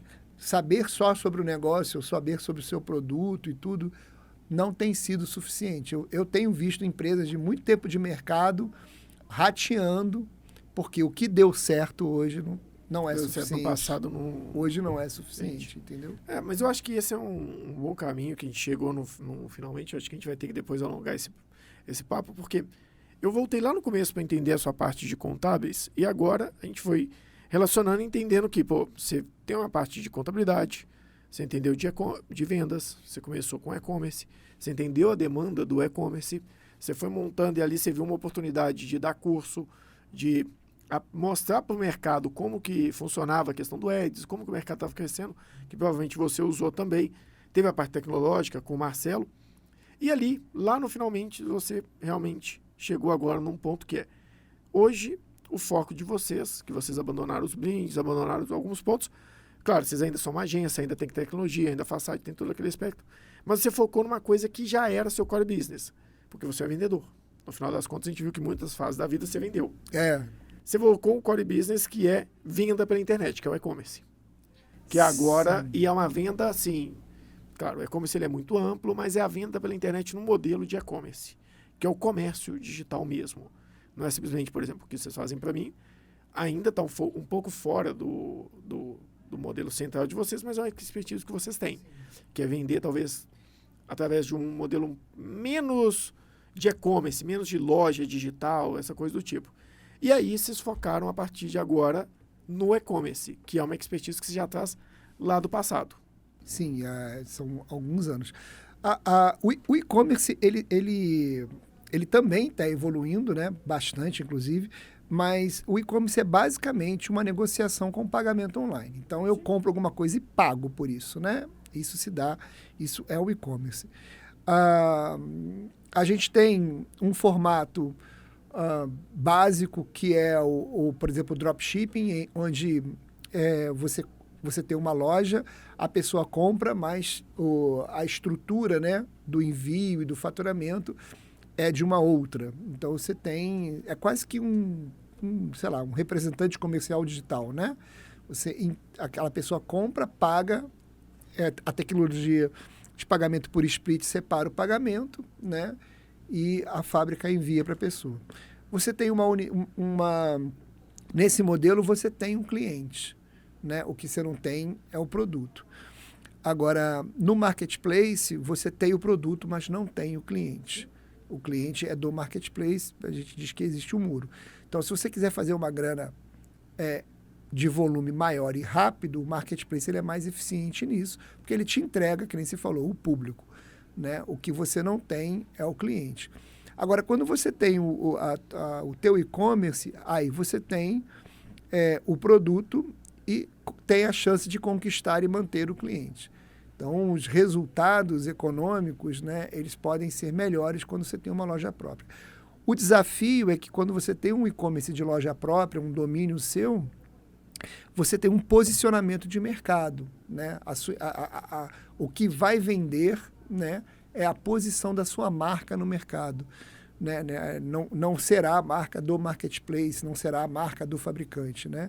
Será a sua maneira de lidar.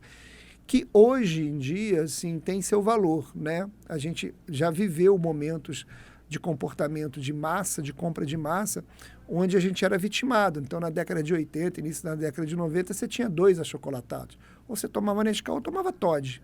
Tinha um Quick, mas não tinha volume, né? Essas restrições, elas, na segunda metade dos anos 90, elas são sanadas com a entrada de importação e que veio junto o ônus, né? Na época se discutia a qualidade dos importados. Então, muita coisa que veio importada não tinha uma qualidade boa, mas nos inícios dos anos 2000 chegam a qualidade, os produtos começam de maior qualidade. Chega a Dell, né? Com muita força. Samsung, né? Então, assim, os produtos de alta qualidade começam a chegar no Brasil por um preço maior. Então, você consegue comprar produtos baratos, importados, que na época tinham, né, a má fama de não funcionarem bem, mas você tinha acesso aos produtos caros de qualidade que tinham a fama de funcionar bem.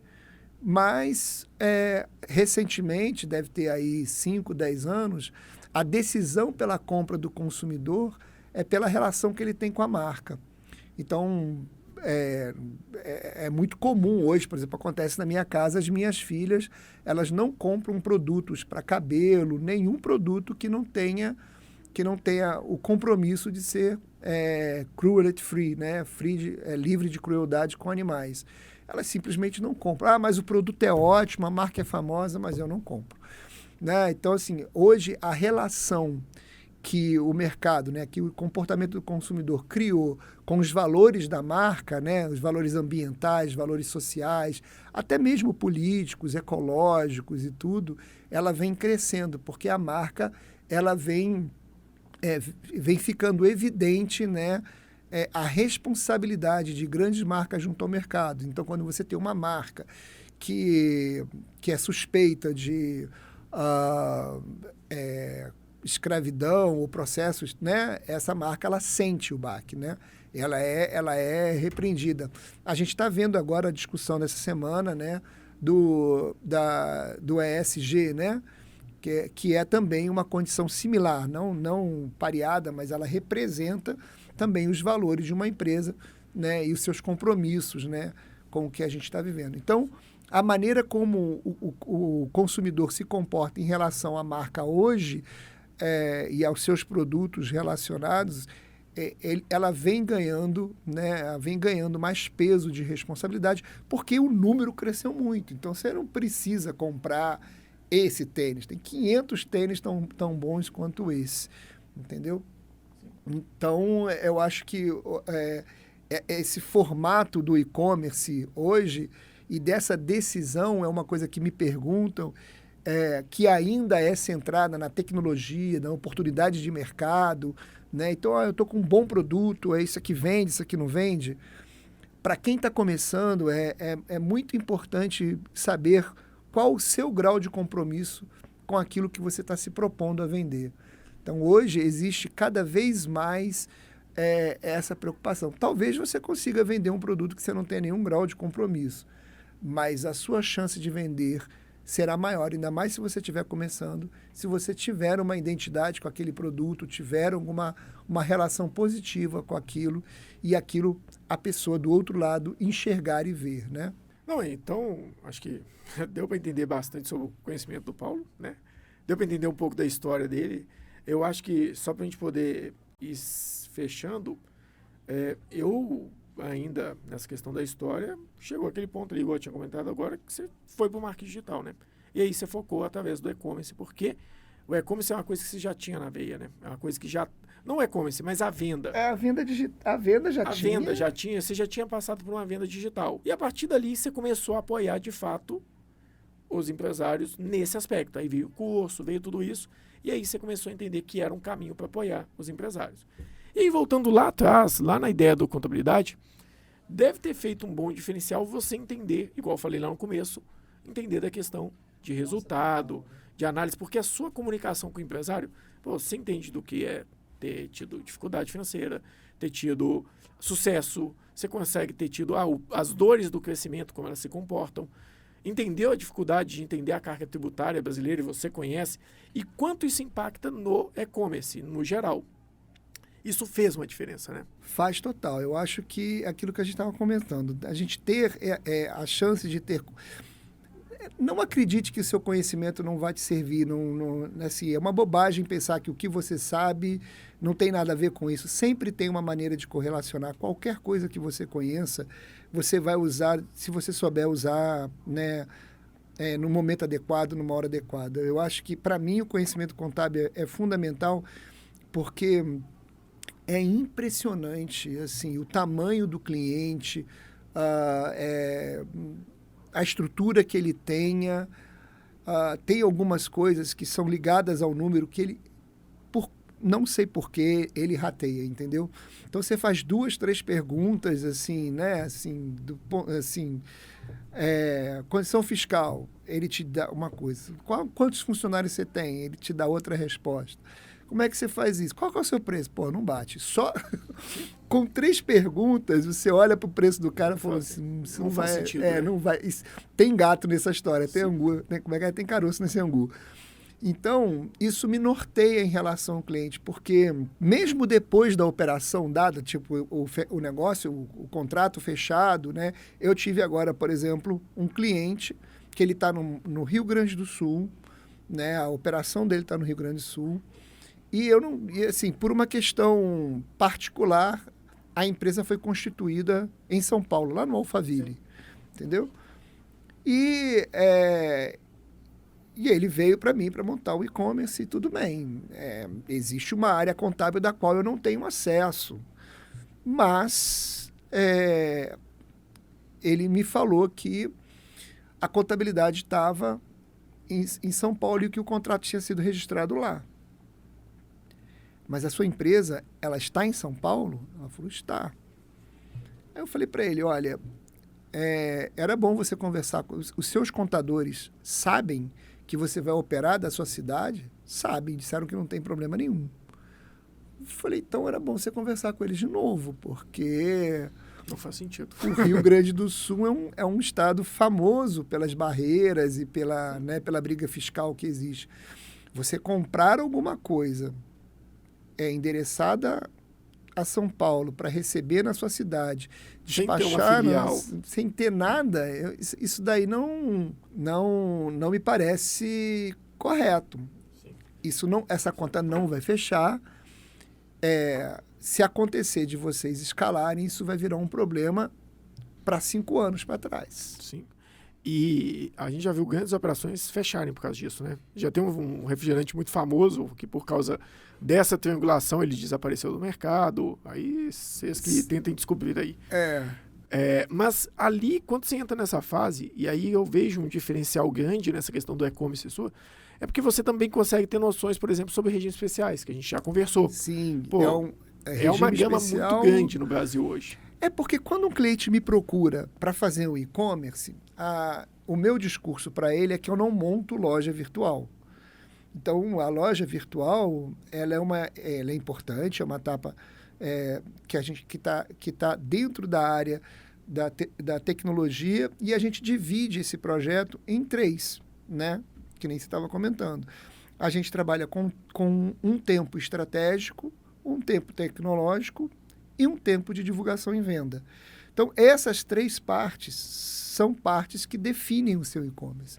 Dentro da área da estratégia, né, faz parte do trabalho entender a sua condição fiscal, e dentro da sua condição fiscal eu te apresentar algumas possibilidades. Então, acaba que eu não posso excluir por isso que, né, como você fala tão bem sobre contabilidade estratégica, é a parte que passa batido. E passa batido pela própria contabilidade. Sim. Entendeu? E muitas vezes a contabilidade pensa A contabilidade hoje realmente ela tem as suas dificuldades, não é remunerada para conseguir fazer isso, mas acaba que a contabilidade, às vezes, ela fica um pouco limitada a um real versus simples e presumido, não avalia a possibilidade de, eu estou em São Paulo, não tem regime especial. Pô, mas será que meu cliente pode ir para a Extrema e despachar de lá? Mudar a fábrica dele? Mas eu acho que isso, Carlos, a gente pode até discutir isso numa outra conversa, mas isso, para mim, é a rigidez do modelo de negócio da contabilidade que não evoluiu. Sim, concordo. E eu falo, eu tinha uma consultoria, hoje eu tenho uma consultoria, uma contabilidade. Por quê? Eu acredito que se as contabilidades realmente mudarem o cenário na forma delas de trabalhar e realmente passar para uma contabilidade consultiva ou estratégica de fato, não tem espaço para tanta consultoria. Muita coisa a própria contabilidade podia resolver. E eu sempre falei, consultoria, todo mundo quer, mas nem todo mundo pode pagar. Contabilidade, a maioria não quer, mas é obrigado a pagar. Então, o contador, se ele não faz nada de errado, o cliente é dele para sempre. Então, na hora que eles começarem a ver isso, tem um grande caminho. Mas é um papo, talvez, para a gente até remarcar, porque a gente sabe, eu te falei um pouco disso, eu tenho operações hoje aqui dentro que se limitam única e exclusivamente a regimes especiais. O negócio deles é estar no melhor estado, com o melhor regime e fazer a melhor transação fiscal para o cliente dele. Ele compra e vende, aproveitando regimes especiais. A maioria é importado, mas ele tem uma estratégia muito clara disso. E ele se posiciona com isso. É uma operação muito grande. E isso daí é um pensamento muito do meio e-commerce também, né? A gente já vive hoje as realidades de deslocamento em função dessas áreas específicas, que hoje em dia a gente sabe que Minas Gerais tem um dos melhores programas, e ele é múltiplo, inclusive. Ele tem um programa que concilia, né, o benefício fiscal pelo e-commerce, mas inclui benefício por ser atacado, por exemplo. Sim, que é a distribuição, que é o e-commerce vinculado, né? Aí você tem o Espírito Santo, que tem lá um formato também. Né? Só que tem que... O Espírito Santo, por exemplo, é um caso muito estratégico. Depende da região, se está ou não dentro da Sudene. Então, tem os aspectos lá particulares. Tem que escolher, não é todo, né? Tem uma área específica. E Santa Catarina também tem. Eu acho que o de Santa Catarina eu acho que é o mais tímido, mas ainda... Mas tem aqueles que o pessoal não olha. Rondônia tem um muito bom. Rondônia? Rondônia. Amapá tem. Mas Rondônia vai ter que ser muito bom mesmo. Exato. Né? Para compensar a logística... Exato, mas aí ela faz o seguinte, ela consegue fazer com que você tenha um regime especial desembaraçando em outro local. Então, assim, se a gente for falar de regime especial, a gente vai abrir um leque aqui muito grande. O de Rondônia eu não sabia, não. Amapá tem um específico para um tipo de produto do mercado. Então, assim, existem muitos produtos, muitos regimes especiais.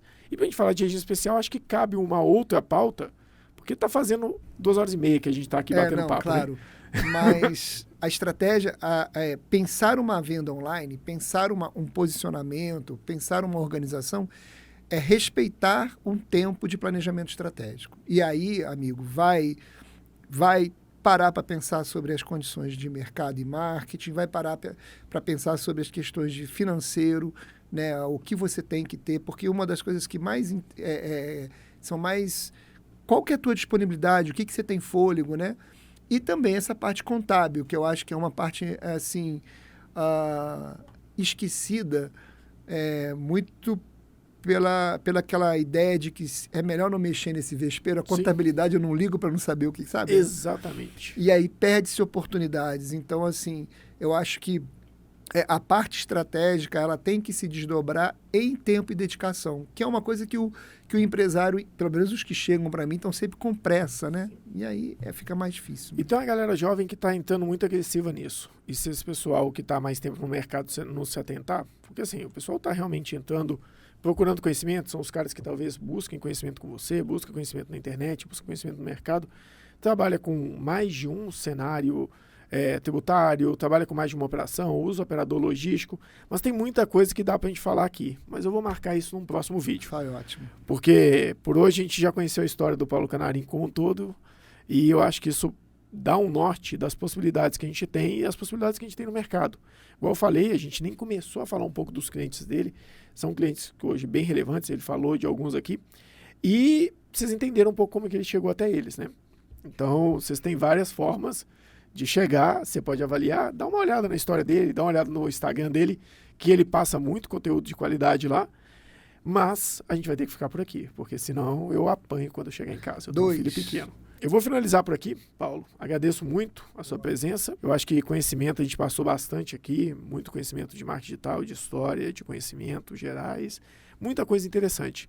E principalmente, trouxe um norte para as pessoas que existe uma trilha, existe um caminho, é isso que eu gosto de trazer. Um dos primeiros cases aqui do episódio, a gente trouxe um cara que montou um agronegócio, ele mostrou que no começo ele trabalhava com o estoque dentro da operação dele. Depois eu trouxe duas pessoas que traziam uma história sobre montar uma empresa de